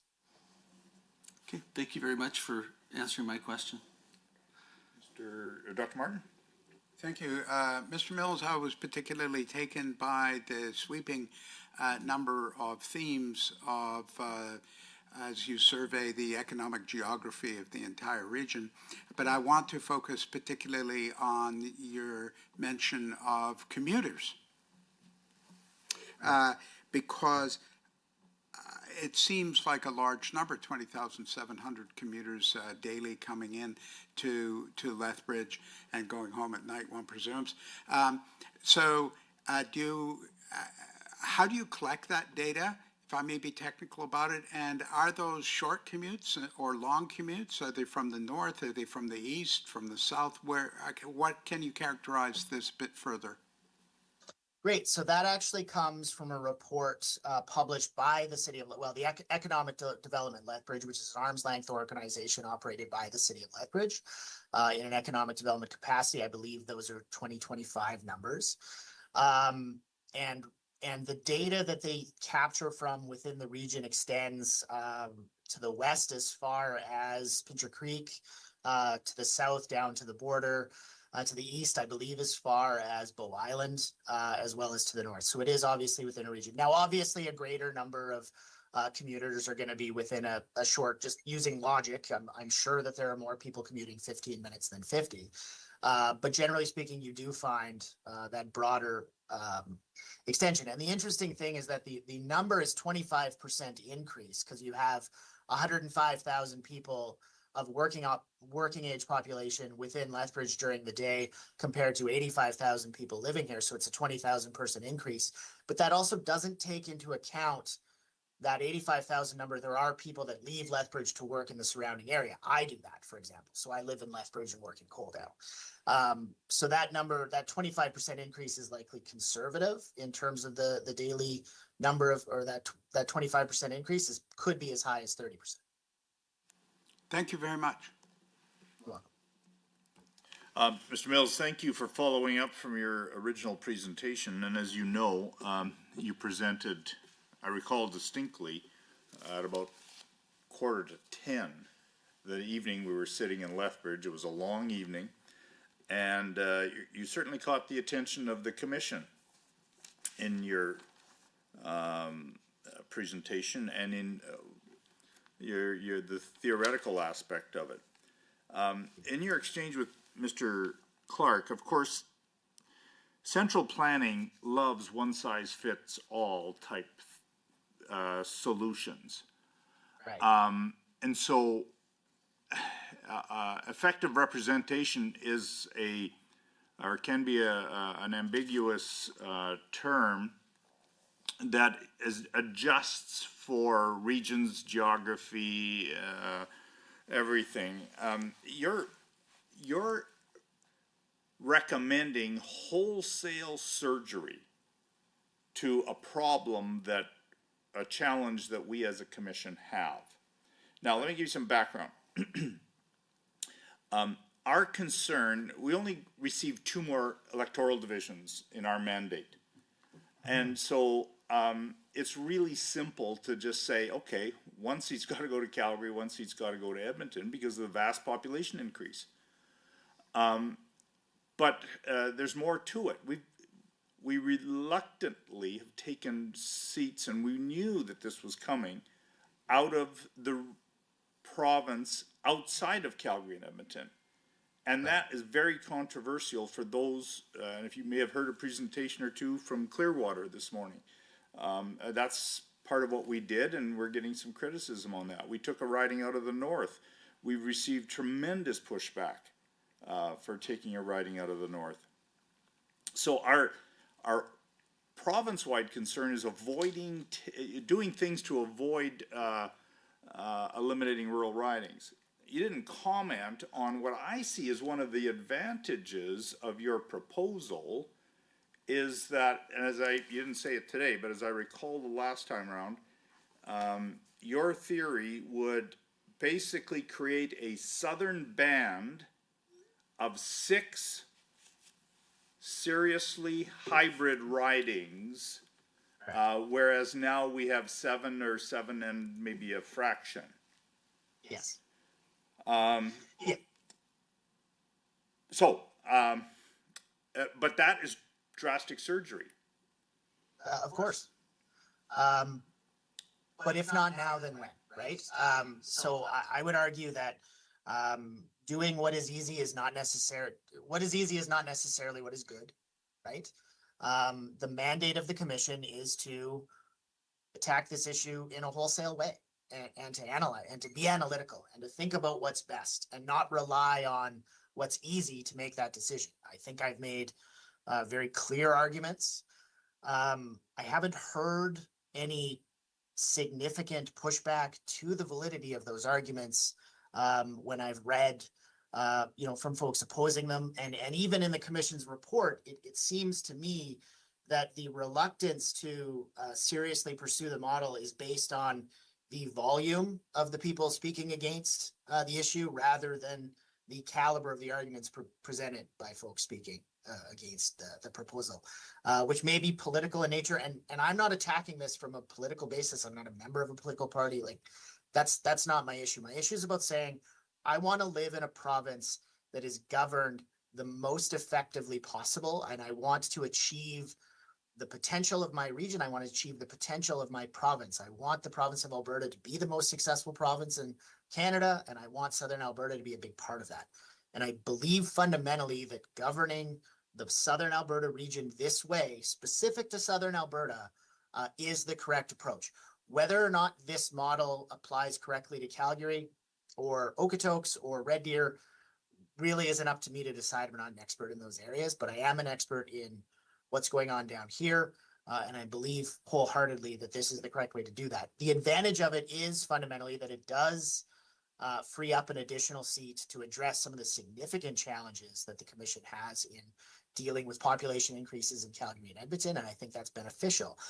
But I'm also, as a Lethbridge resident, obviously I want my region to be powerful within Edmonton. So you could say, well, I have 6 MLAs instead of 7. That's worse. But I would argue that I would rather have 6 extraordinarily effective MLAs than 7 who have, ridings that extend from the border up to Easton Calgary, which is what we have now currently in Livingston McLeod or other issues like that. I'd rather have 6 folks sitting around the table who understand the region and who can govern the region in a way that is appropriate for the way this region is organized. And I believe fundamentally that the hybrid model is a more effective way of doing that for down here.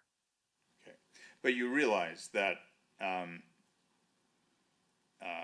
I don't know the mileage. I've driven it several times, but Lethbridge to the pass. I mean, you can't be suggesting that a section of Lethbridge be included with the Crow's Nest Pass. I can, and I do. We already have ridings that extend far in excess of that. So we already have a riding that extends from the Canada-US border to east of Strathmore. We're talking about a region that is fundamentally interconnected. We're also talking about a region where people regularly commute that distance. folks in Crow's Nest Pass and Pincher Creek regularly come into Lethbridge. Like Lethbridge is where they come in to do their shopping. It's where they come to go to the hospital when they need major healthcare work. It's where they go to university. It's where they go to college.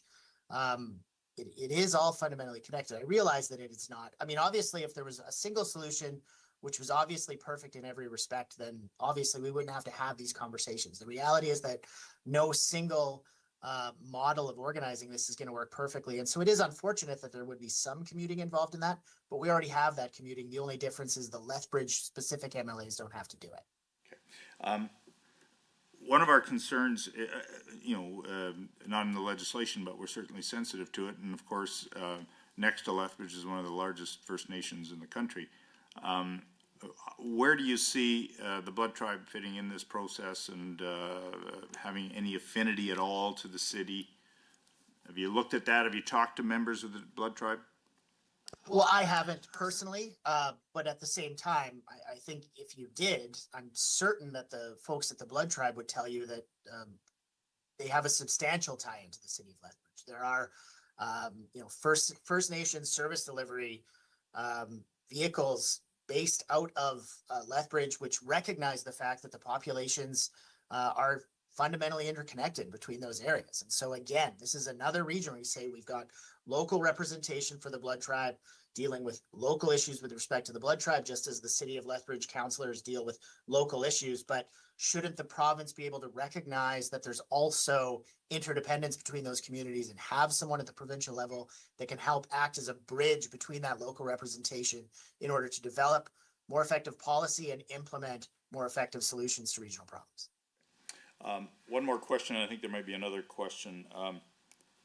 What's been the pushback or the opposition that you've received to this proposal?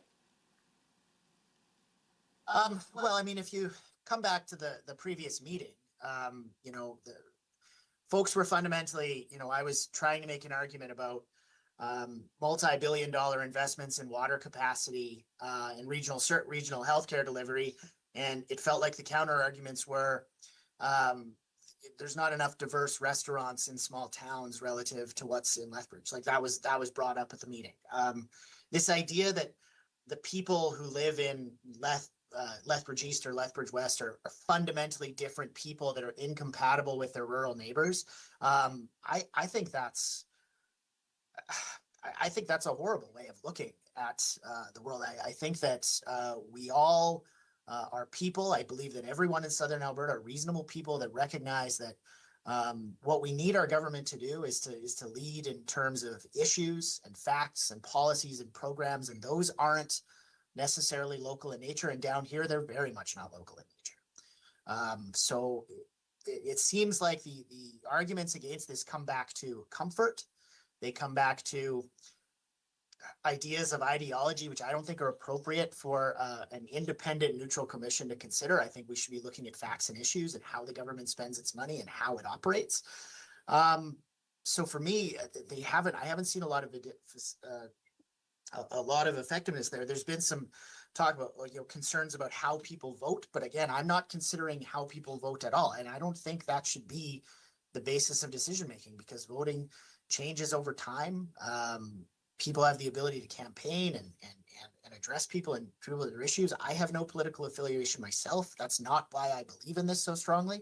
I believe in it because I work in a field where I see the interconnectivity and I deal with this on a daily basis. And I know that I can get more effective governance from the province if I have provincial voices speaking on a regional level down. Okay, thank you. I've kept you longer than I probably should have, but actually it's prompted one other question from a commissioner, Ms. Sampson. Sure. I just have a follow-up to the thought that we talked about earlier, and that is that you're extremely successful right now when I think about the agri-food business, and so is the city of Lethbridge. And so what you're compelling us to think about is that with the hybrid situation, we will have MLAs focused collectively on the challenges. Why does that not happen now? Like, why is, if you're suggesting that what we have now is not good and so if we do it this way, it'll work. But it's not working now. Like I don't get it. And I'm talking about the MLAs now. They're Well, not, I are they think not that- working collectively? They are, like, they're all good people, working effectively within their scope. But working well, it doesn't mean it can't be done better, right? And that's fundamental. The argument to say that argument basically suggests that any form of change anywhere is inherently bad, right? Okay. This is working fine. It's working well. The MLAs do a reasonable job, but I believe they would all do a better job if their role, in terms of how the provinces govern, aligned with the reality of how the region actually works, which is to say, at a regional level. We don't need to double up on local representation. We have local representation. Thank you. Okay, thank you very much, and I presume you have your PowerPoint, and if you have some draft maps or proposals, please send those in as well, Mr. Mills. We're going to break now. This concludes the first half of our morning, and I believe, according to my schedule, we have 3 or 4 presenters left. So we're going to break for 10 minutes. Let's come back at 11:10. Thank you very much.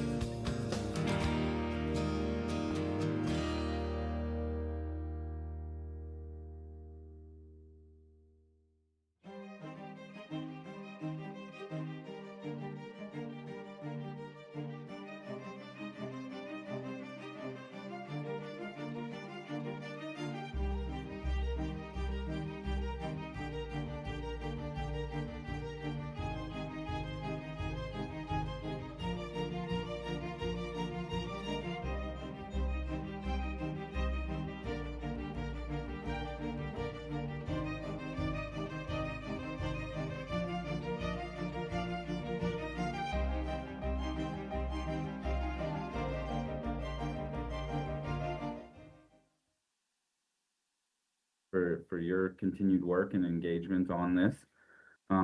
Upon reviewing the draft, we did have some concern with the loss of the Rimbey Rocky Mountain House Sundre riding and the impact that that could have on rural representation in central Alberta.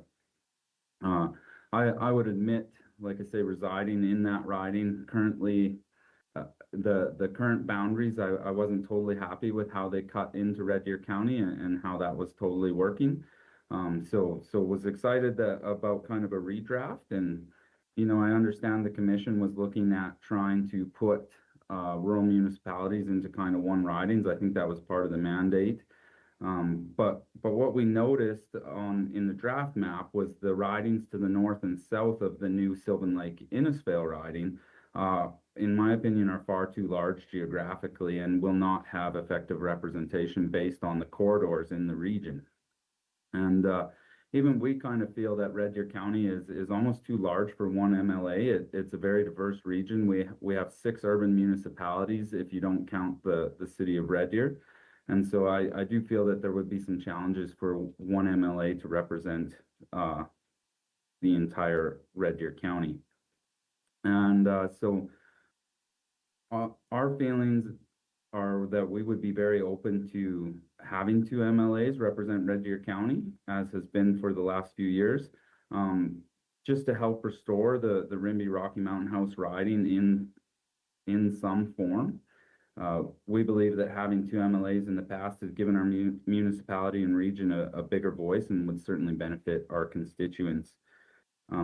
We feel the commission should strongly consider returning the riding to the west of Red Deer County, and this would allow a restructuring of Central Alberta to have condensed representation along the Highway 2 corridor. And we feel that would also benefit the other corridors in the region to the west and east of us. So based on the data, we feel there are a few options that would work and meet the population thresholds. We didn't want to submit anything specific and try and narrow the focus of the commission. However, our GIS team could assist the commission if it would be helpful. We truly appreciate the work the commission is doing in updating the boundaries, and that is important, especially with the added seats. However, it cannot come at the loss of effective rural representation.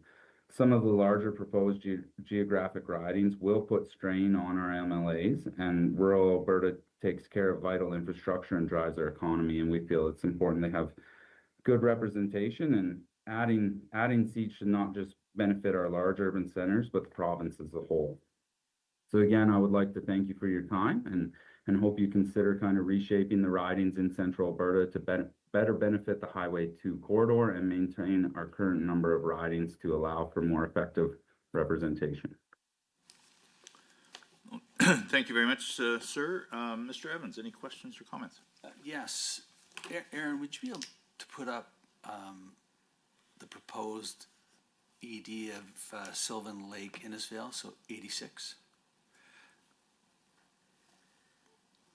Mr. Ramsey, when that comes up, I just want to understand exactly what you're looking for in terms of Red Deer County, because Red Deer County surrounds the city of Red Deer, borders on the Clearwater County, correct? Yes. Okay, can you see that? Yeah. And so, am I to understand that you're not in favor of this proposal, or you would like some changes to it? Can you help me out there? Yeah. So in all 100% honesty, like having Red Deer County in one riding is not the worst case scenario, but what we see to the north and south of us in their ridings is they are now extending very far west to kind of pick up the population and make it work with the loss of the Rimbey Rocky Mountain House Sundre riding. And to me, that's going to create some challenges. So in talking to some of our regional partners, we really felt, you know, to try and condense the ridings in the north and south of us to better fit along the Highway 2 corridor, we would be willing to lose part of this riding to maybe the riding north of us if you took, say, Sylvan Lake out of the picture and put it into the riding north so that they didn't have to extend all the way to Rocky Mountain House. Like I say, I think there's a couple different variations or options you could look at, but what I wanted to really let the commission know is that we are open to having, you know, our municipality split into 2 ridings. And so, just one more question. You did mention something about I think you mentioned the advantage of having 2 MLAs representing your interest. Did I hear you correctly?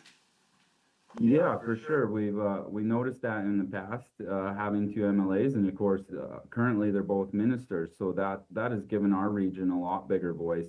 And I think, you know, like I say, when I seen the draft map, I was like, okay, Red Deer County's all in one. That's good. And then when you expand your view a little bit further, you start to see the impact of our region in losing that riding and that voice, and the way that those corridors are kind of being impacted on the west side of us. And so that's where I think for us, we're very open to having that second MLA and second voice. And to me, it helps benefit the region as a whole in bringing another rural seat. And also, like I say, you could probably condense the ridings to the north and south of us along the Highway 2 corridor a little bit better.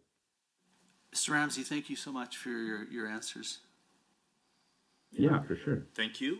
Ms. Sampson? Thank you for participating today. That's really important to us.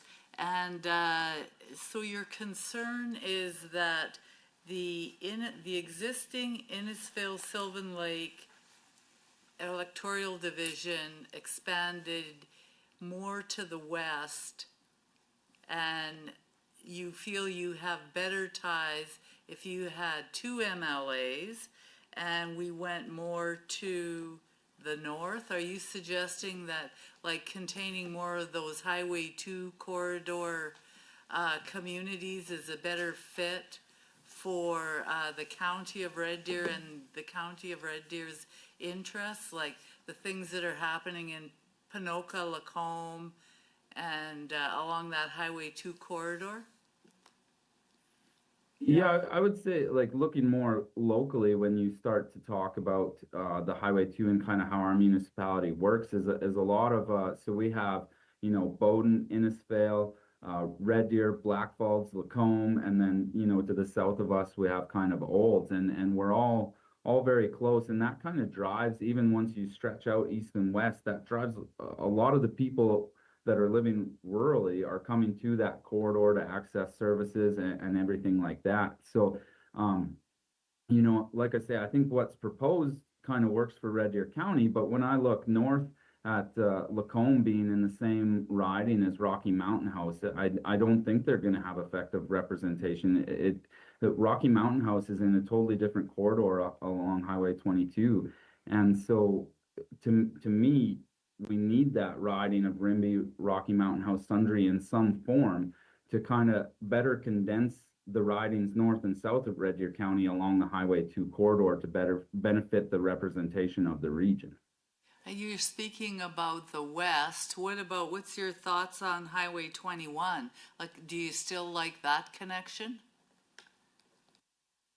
Yeah, and so, you know, I think once you start to look to the east, it gets a little bit more challenging population-wise. Highway 21, you know, it's not as big of corridor, and so we still see those folks coming to Highway 2. Obviously, there's some of the municipalities out that way are working on development opportunities, and it would be great to see that corridor grow, and I think that might change things in the future. But the problem is further east of that, you don't have the population, and it becomes challenging. I believe the current riding on the east side of the Highway 21 corridor is has kind of a special status because of the low population, and so I think to try and split the east off further would create more challenges because of the population. And like I say, because that corridor is not as developed at this time, we're still seeing those people kind of rely more on the Highway 2. That's where they're commuting. Great, thank you. Okay, Dr. Martin? Thank you, Mayor Ramsey, for being here today. I'm quite interested, of course, as we all are, in the significance of the Highway 2 corridor. We've just spoken about the Highway 21 and its future potential. But we've also had a great number of letters and comments about Highway 22, which is immediately, if I think I'm right, immediately west of your county boundary. But it's asserted that there's a significant change in the economy somewhere along that line as you move into different types of agricultural activity, move from grain farming, to put it crudely, grain farming to ranching, perhaps, those kind of shifts. And it leads me back to the thought that, is it true then that the bulk of your county is involved in grain farming and as a basic industry? Yeah, as far as agriculture goes, we are quite diverse from the west side to the east side of our county. You know, you look at our west is some of, in my opinion, I'm a farmer background, but in my opinion, some of the best land we have in the province for arable land and growing grain crops. And that continues a little bit further west of us into Clearwater County as well. Our southern portions in Red Deer County and the east side is more of our grass and ranch lands there. But yeah, you're absolutely right. Going into the Highway 22 corridor, it becomes a lot different topography. And I would say you get into a lot more of those natural grasslands and even kind of, you know, foothills / mountainous ranges in some areas. As you know, if you go west of Caroline, probably about an hour, you're kind of into a smaller mountain range already. So it really changes quite a bit on that Highway 22 corridor. I look at the community of Rocky Mountain House, you know, very, very different from what we're seeing along the Highway 2 corridor. Okay, Mr. Clark. Yeah, thanks very much. And it's always great, and I've said it a few times, but I think it's worth saying again, when we have representatives of elected representatives here representing your communities join us, because you've got a unique or a comprehensive view, I guess, of kind of conditions on the ground, if you will. And you've demonstrated that today. So thank you so much. You've identified, I think, one of the great challenges we have, and that's balancing out the population. And you know, I was actually just doing a little bit of back and forth here on our maps and some of the different ideas we had kicked around and you know, so what I'm hearing from you is, and I've heard from others, the corridor really is north-south along Highway 2, broadly speaking, as opposed to east-west. Part of the struggle we have around of course, as you go further east and west from Highway 2, the population really thins out. I mean, that's no big surprise. Anyway, that's more just a kind of a foundational, you know, I'm sure you've already identified that's what we're wrestling with here. You said something right at the beginning of your presentation I wanted to pick up on, that you weren't completely happy with the old 2017 boundaries. Maybe if you wouldn't mind just talking a little bit about what you didn't like and any, I mean, you've talked about a couple of possible solutions. I'm just kind of curious what I want to make sure we don't step in it and kind of make a similar error or a miscalculation in your opinion. Yeah, so a couple points there. I guess speaking to what I didn't like about the current draft, and to me this highlights the importance of the Highway 2 corridor. And like you know, if you just look at your guys' draft at Red Deer County, you know, we would be quite happy with that, because to me, even going to the west and east side of Red Deer County, that is far, you know, a pretty far drive, but that still all funnels to the Highway 2 corridor. I look, if I utilize services or sports or anything for my kids, typically we're going, you know, Innisfail, Red Deer. So we're headed, because I live west of Spruce View, so, you know, 20 minutes west of Innisfail. And so we're always headed towards that corridor. What happened in the last draft, to try and gain population, as you mentioned, is the challenge for that Rimbey Rocky Mountain House. It kind of cut into Red Deer County, and I ended up about a mile into that division or that riding, and I don't really feel I relate to, you know, I don't spend a lot of time in Sundre or kind of that Highway 22 corridor. And to me, that's why it emphasizes the need to have representation on that side, because that corridor, they have their own travel patterns, same as Highway 2. And so that's what I really didn't like about that redraft is, like I say, the two MLAs from a county perspective was great, but as an individual being kind of cut into that weird corridor that you're not really a part of, it really felt like you weren't represented by your MLA. And I guess so that's kind of my thoughts on the previous draft. And so I totally hear you on the population challenges, and I really wanted to submit kind of a map or my thinkings with this to try and give the commission, you know, more data and more to work with. But like I said, I didn't really want to limit the focus or your guys' scope on what you could look at for options, because I think there are a variety of ways you can do it. And you know, like I say, on the east side of us, we kind of have a specialized status riding because of the population out there. I don't know if that's what it would take on the west side, but I do think, you know, when you start to look at some of the communities like Rocky Mountain House, Sundre, that were already existing, I feel that you could get the populations quite close. And then by doing that for the ridings north and south of us, you know, to me, if that north one had to cut in and maybe grab Sylvan Lake, like they kind of have the Highway 20 corridor up there to, you know, going north to Rimbey from Sylvan Lake. So if that's where it kind of had to cut into Red Deer County a little bit to try and make a rejigging work so that you could still maintain the population side on the west. But yeah, I certainly understand the challenges there. But like I say, having those ridings extend that far west, I really think is hurts those folks in those ridings. That's really helpful. Thank you so much. Okay, did you question? Yeah. Okay, well, thank you very much, Mr. Ramsey. You had a short presentation, but we grilled you for a lot of questions. Took up the time. Next presenter is Jason Rexsider, or Rexsiedler. Thank you very much. Rexsiedler. Rexsiedler will be fine. Hello. Mr. Rexsiedler. Good morning, everyone. Please come forward, or please identify yourself and tell us what riding you're talking about.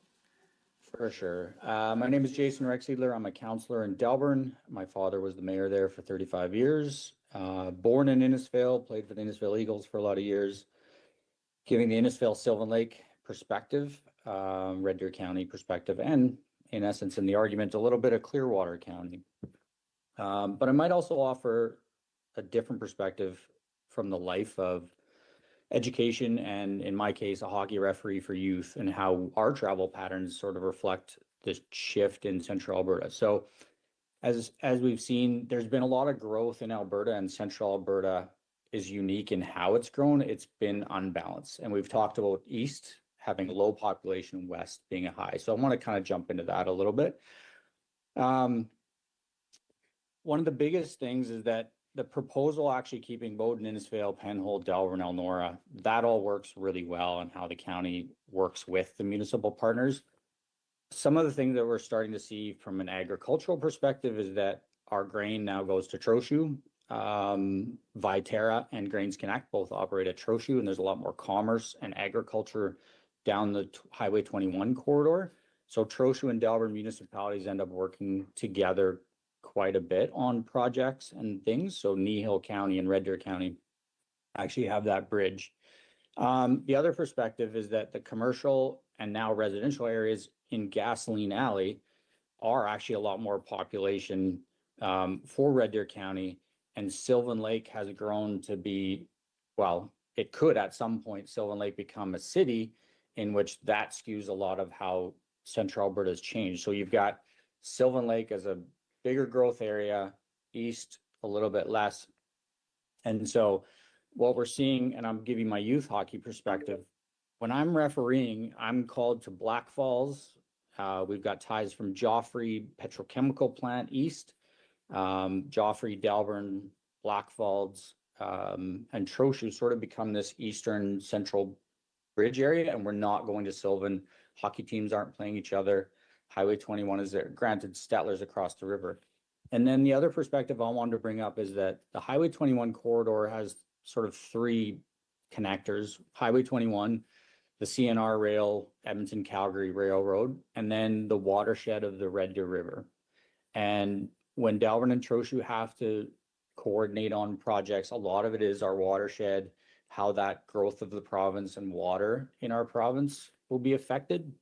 And so I don't want to make things more confusing because it's a harder challenge that you guys have, but we're seeing in the east a lot more commerce down the Highway 21 corridor, with Trochu, Elnora, and Huxley being 4 miles apart with families connected there, and Delburn and Red Deer County working with Black Falls, I guess, is in a lot of ways, and Innisfail and Pennold, less so in Sylvan Lake. So, and then the other thing is that kids are sending their kids to school in Trochu and Delburn and Innisfail, all back to the agricultural, is that all livestock goes to the Innisfail auction mark. So we're very well connected with Innisfail and Penhold, and less so with Stettler if the Boundary Commission tries to put us in the east, which has been proposed many times as well. So thank you very much for the opportunity to speak on East Central Alberta and the village of Delburn.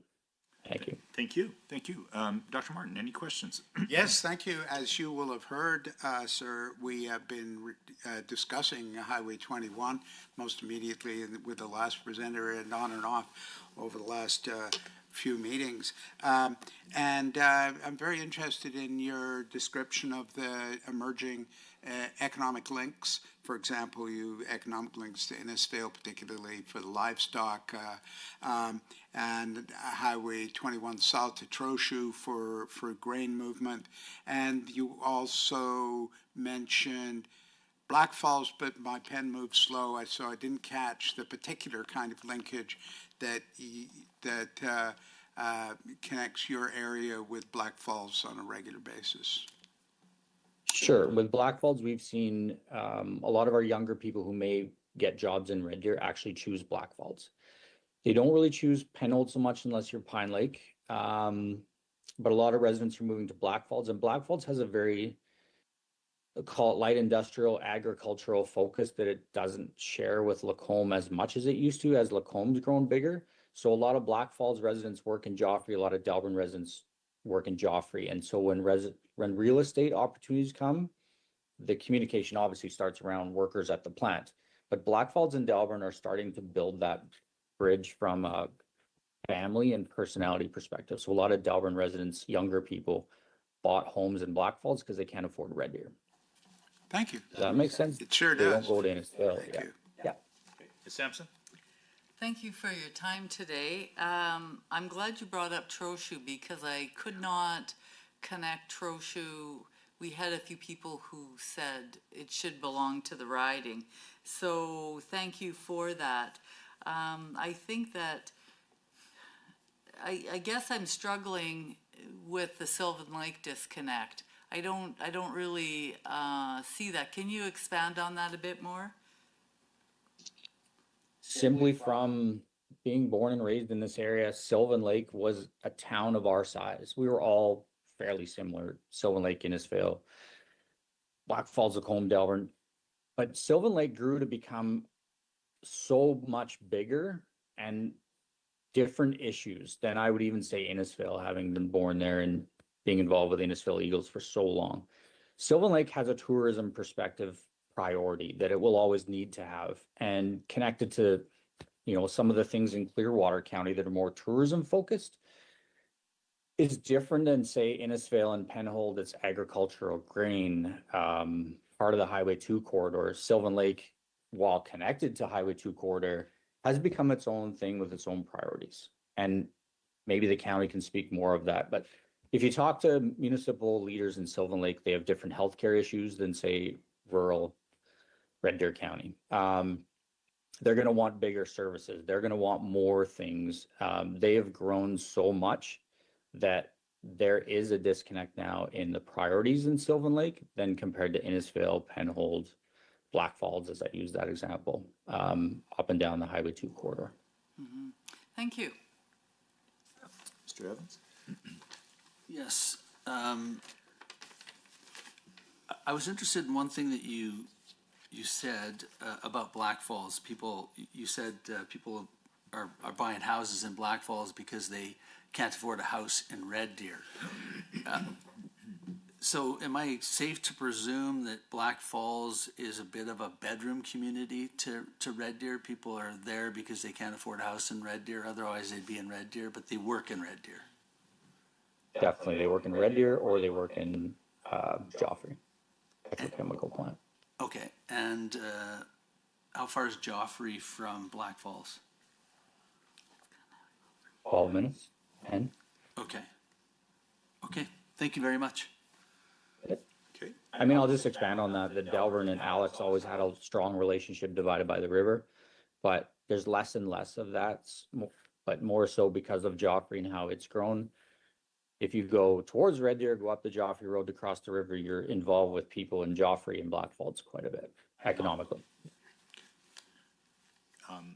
Dr. Clark? You've elevated me. I like it. Oh, sorry. I was looking into it. Okay. I'll take it. Yeah, no, just I sorry, I just wanted to reiterate, or just to ask again about the Trochu connection. And you're proposing we put those together. And just so I'm clear, because I'm not as familiar with Central Alberta and that sort of east side there as I really probably should be. Were you proposing you'd straddle the Red Deer County line there into Nihil? Yes, definitely. I think the challenge for the committee is Three Hills, obviously, but with Prairie Bible, it does have different perspectives in Trochu, and Trochu's always been lumped in with Three Hills.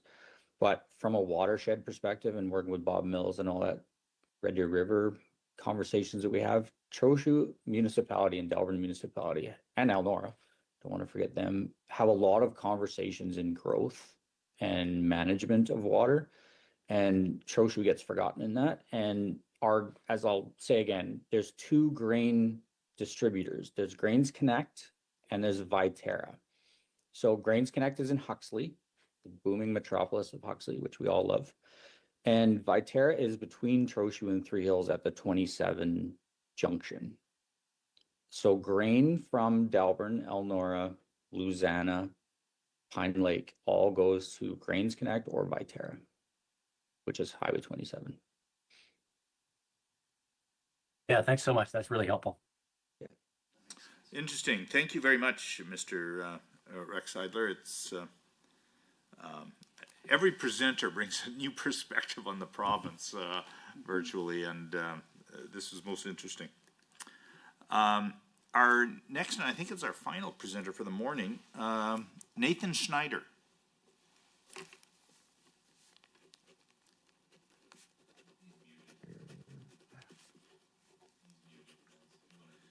Are you able to hear me, everyone? We can now, yes.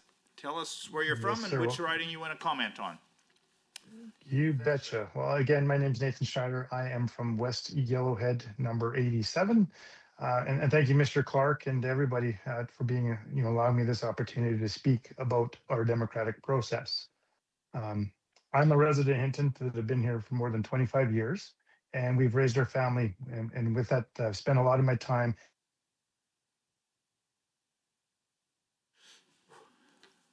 Sorry, you're frozen. Commerce, and my business has operated for 20 years in the West Yellowhead corridor. And I'm here to provide a voice as to why I believe it's a bad idea to remove Jasper from the West Yellowhead electoral district. Okay, can I stop you there? Can I stop you there, sir? Yes. I think for whatever reason, your connection may be prone to freezing. You froze just a little bit, so just be mindful of that. And if we can't hear you, I'll make a motion like this, okay? I can't even really see. Oh, that I can see. Okay. Would it be better if I turn off my video for you? It might be because of the strength of your connection in Hinton. Yeah, it might be. Sure. So, okay, just sort of to pick up here. I was saying that I believe it's a bad idea to remove Jasper from the West Yellowhead electoral district. And I believe that point is best made with the comparison that we would never consider removing Canmore from Banff. Those two towns are entwined in very much the same way that Jasper and Hinton is. And I believe that Hinton's positioned to be the next Canmore. I'm going to make sure that I can still see you in case you're waving your hands. And this is one of the key points that I want to build on for the next couple of minutes. It's about Jasper and Hinton. And in fact, the whole West Yellowhead area, it functions as one integrated economic region. And the growth opportunities that exist in tourism depend on one representative voice who understands and can advocate for our whole system. Splitting Jasper away from Hinton doesn't just redraw a voting line, it disrupts a working regional partnership that's already producing the results and is essential to our future growth. Jasper and Hinton are both integrated in the most practical ways already. Our workforce, our transportation corridors, contract services, emergency response, supply chains. People communicate between Jasper and Hinton every day in their daily lives. And Highway 16 and the rail corridor are not just abstract lines on the map. These are arteries for our region, with an average of 5,600 vehicles a day that travel between this segment. Hinton acts as a service and support hub, and Jasper acts as our tourism anchor. Together, our whole region, the West Yellowhead being Grand Cache, Jasper, Hinton, Edson, Whitecourt, this node forms a complete tourism region with something for everyone. And I'm hoping the Commission understands that because Jasper's in a national park, it operates under federal oversight and Parks Canada requirements. And that has real consequences for Jasper. So certain kinds of development, servicing, operational flexibility, these are all constrained within the parks in ways that don't apply outside the park boundary. And that means that Jasper's ability to thrive as a tourism engine relies heavily on a strong partnership with nearby communities such as mine, it's Hinton, where provincial and municipal jurisdictions govern how services, supporting businesses, workforce solutions, and enabling infrastructure can be developed and adapted. To make this practical, tourism growth depends on enabling infrastructure that's often easier to deliver outside the national park boundaries. So for example, developing a regional travel hub, such as improving the Hinton Jasper Airport to support tourism and regional connectors, it's more feasible under the provincial side and the municipal districts than it is within the federal park. And that's why that airport's 10 minutes outside of Hinton. Yellowhead County has recently acquired land outside our park gates that can support visitor services and tourism developments that are ways that are too difficult to accommodate inside the federal park framework.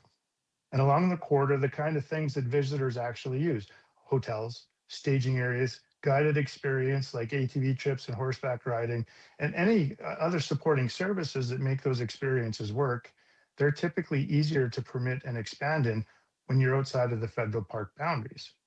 So I guess, in other words, Jasper needs Hinton not as a rival, but as a complementary partner that provides capacity that the park cannot create under federal constraints. And so when my region grows, it grows as a whole system. By putting a boundary split into place, that wouldn't change how tourists travel. It only splits the decision making that happens for my region. And this is where I believe by keeping one MLA, that really matters to us. Tourism growth is not more than just visitors. It requires the decision across multiple moving parts. We need workforce mobility. We have housing pressures. We have transportation options, corridor safety, emergency management, wildlife response planning, marketing, destination development. A split creates two predictable problems: two MLAs with two different priority centers and two different sets of stakeholders. So instead of one person accountable for regional outcomes, we risk that's somebody else's issue. And tourism and infrastructure planning suffer, I believe, when nobody owns that whole picture. One MLA representing Jasper and Hinton together, we get that single accountable advocate who can push for corridor-based transportation and improvements that aligns with our provincial support that help keep the tourism workforce and our service economy growing outside the park. We have coordinated emergency preparedness as one region, and we keep long-term tourism strategies coherent over multiple years instead of changing that direction with political boundaries. And this isn't theoretical. The Jasper-Hinton partnership is already operating in the real world. Through years of work on the chamber, we worked towards building a destination marketing organization and a fund, and it was a sustainable funding model for Hinton that we learned from the Jasper DMO, and we applied those lessons. Hinton's DMO is now heading into its second year, and this matters because destination development requires continuity, consistent branding, consistent product development, and consistent alignment between our attractions, our services, and our supporting communities. We're already seeing practical integrations. Yeah, keep going. Keep going. It was your time limit, but keep going. Okay, well, Nobody else has paid wrap it up attention really to quick. it. Well, we're also seeing practical integrations to workforce and visitor mobility. There's now a Jasper Hinton Bus Initiative that supports our workers. We provide visitor alternatives, another way to enjoy our region. Culturally and economically, Jasper we're often viewed as locals. And this isn't just a slogan. This is something that because we're integrated as labor and service markets, we're more than just neighbors on a map to each other. Now, the proposal to move Jasper to Banff in a place that's really centered around Banff looks great and tidy on a map, and I understand because it's part of a park. But Jasper and Banff are separated by 240 kilometers of unpopulated mountains, no intervening communities, no cell service, and frequent the road closures happen randomly and just whenever it permits, right? It's a toll road, and it's something you require a permit from Parks Canada to travel on. Grouping them together because they're a park is just a mistake. It's a shared label, but it's not a shared function. And I believe that more importantly, it creates a representation risk. Jasper becomes structurally second in a district where Banff and Canmore will naturally dominate attention and provincial focus. A boundary split won't change this. It just makes the decision, it just makes that decision-making process harder for our communities. So my request is just straightforward. Let's please retain Jasper and West Yellowhead. The district configuration reflects how we already function as a region. Having one MLA is the best thing, I think, for integrating our tourists and our service corridors. And I think it protects our long-term investments that is going to help Jasper and Hinton grow. And this is what we all want to see within the province. Thank you guys for your time. Well, thank you, Mr. Schneider. First of all, I'm going to take the lead here. Hinton being the gateway town to Jasper as Canmore is to Banff, I've never thought of it that way. So I'm going to want to know what more concrete steps Hinton is taking and what the future looks like from your perspective. But from a travel perspective, what you're saying kind of mirrors our own travel experience as a commission. We wanted to meet in Jasper, but for some reason, I don't think we could get a hotel. So we went to Hinton. We had our hearing there. So there was that kind of mirrors it. But tell us a little bit more about Hinton. It's been years since I've driven through Hinton because I usually go Jasper the other way when I go up there. But tell me more about is it just your idea, or is it a concentrated plan by the town of Hinton to do more in that way, in that area? Well, it was our idea as a chamber when we were, when I was sitting on the board and in that direction. The challenge that Hinton always had is that they don't really seem to know what they have available. And, so it's sort of a working community, heavy on the mills, heavy on forestry. And there's a lot of people now that are recognizing and seeing Hinton for the Canmore that it can be. I've been saying Hinton could be a Canmore for 20 years. And it's really tough sort of to get that mindset when you have that shift worker type, mentality that does happen. But what I've noticed in the last bunch of years is we've had a lot of investment, people coming from Toronto that were able to sell properties and things there, buying hotels, buying restaurants, buying everything. And they're bringing that tourism mentality because they can see it. And sometimes it's just that complacency of being in an area for so long. Generations of people that are here don't really see that forest through the trees mentality. But we are exactly. But we are Canmore. And we have the ability to grow even bigger than Canmore because we're not constrained by any sort of land restrictions around it.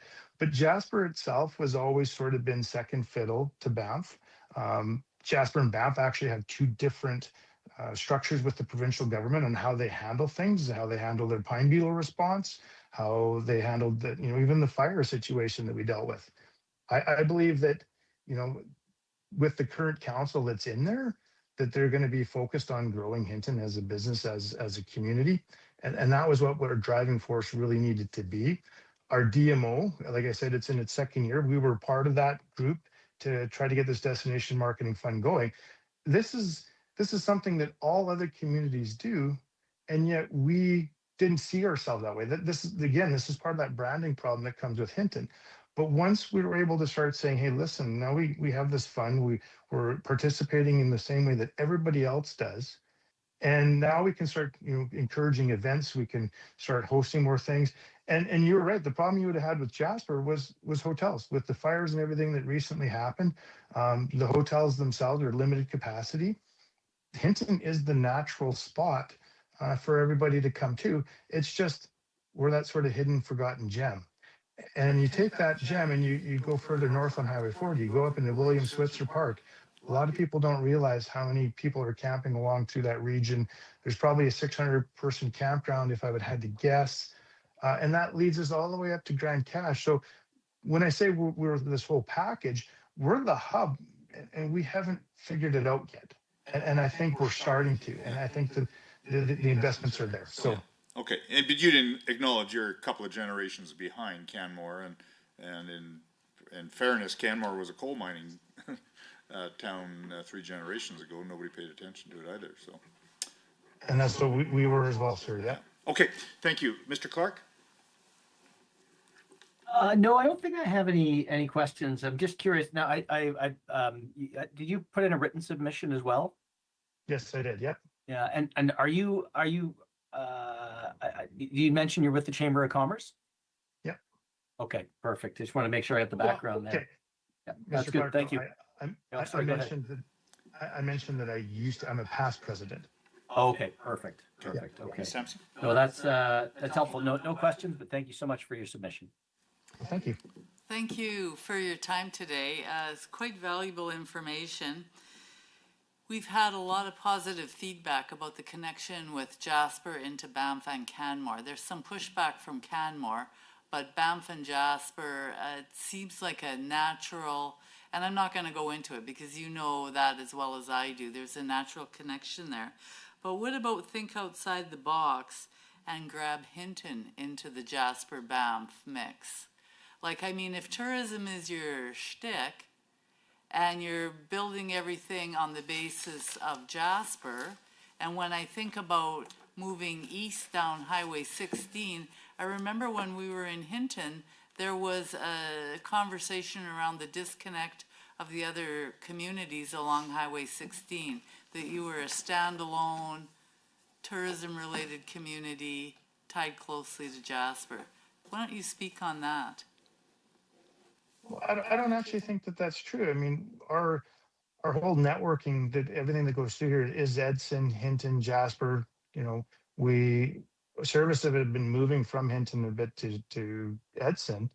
You see we're in the Edson Forestry region. So I think we're all part of that same thing. Jasper itself was just, and you say it's similar to Banff, but it's not in so many different ways that, like I said, with the way Parks treats that differently. No, I don't think going in with Banff, I think then Hinton again would play sort of a second fiddle if we're tied again to Banff Canmore. I don't see how that alignment, really helps things out. Okay. Our corridor, we've got, I guess like what I'm trying to get at is some of the expansion through the rail lines and everything that have been happening are for the corridor that goes through here to the mountains down to Vancouver. So that artery exists from generations of trails and everything else. Thank you. I appreciate your answer. Mr. Evans? Thank you. Have you asked a question? No. So just so I'm clear, Mr. Snyder, you're telling us that there's really not a north-south corridor here. There's an east-west corridor when we're dealing with Jasper, Hinton, Edson, etc. Yes, yeah. Well, like, and Hinton's the hub, in Grand Prairie or Grand Cache, that's our northern portion there. They have the options going sort of north or south. A lot of times they would choose whichever road's actually the most open to them. But Highway 16, the traffic that comes from there, when weather's permitting, we have people that'll travel from Belmont that'll come all the way through, come through Jasper, and come and do their shopping and things in Hinton, because we're cheaper than the provincial taxes that they pay in BC. And we have a few more options and services that are available to them. So yeah, we're an east-west corridor. It's the easiest way to get to Edmonton. We're 2.5 hours that way. I think, tourism growth-wise, that's the best way to keep us as well. Thank you. Okay. Well, thank you very much, Mr. Snyder. I've got a question. Thank you. Oh, you didn't ask? Okay, sorry. We cut our own off. Yeah, it happens, but thank you very much for your presentation.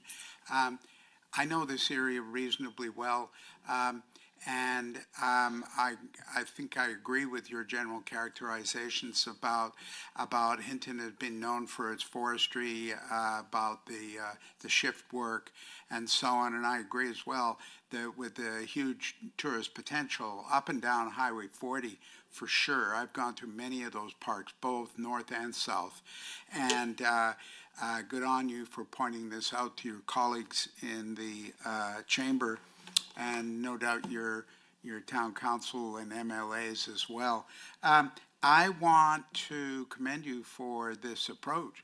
I would like to see a whole lot more tourist development around the east gate of the park. So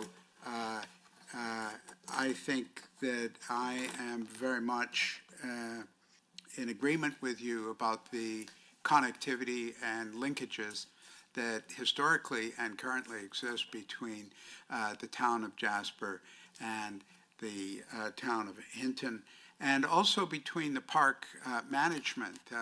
I have some dealings in the past with the superintendent and his colleagues, and the linkage to Hinton is a very important one for them. Thank you. Thank you, sir. Yeah, sorry, Dr. Martin. Thank you, Mr. Schneider. I see by your t-shirt or your golf shirt, are you, what do you do for a living? I'm actually an electrician. So I own a company called Logic Control. Okay. This was just you recognize this Travel Alberta? Yeah, yeah. Yeah, no, not affiliated anyway. Actually, the shirt was given to me by a very good friend that is involved with it. You know, because I maybe because I'm such an advocate for the sort of tourism and things in the area, wanted to give me something nice. Well, good. You know, there's a lot of traffic to us in relation to this one big national park proposed electoral division, but we've heard some interesting countervailing points this week, and yeah, your submission gives us lots to think about. Thank you so much. Thank you, guys. You guys have a great day. Okay, I think that concludes our morning session, all of our presenters, and I believe this afternoon we have got about 13 presenters lined up. Yes, and so we'll reconvene at 1:30. Thank you, everyone, and we'll see you this afternoon.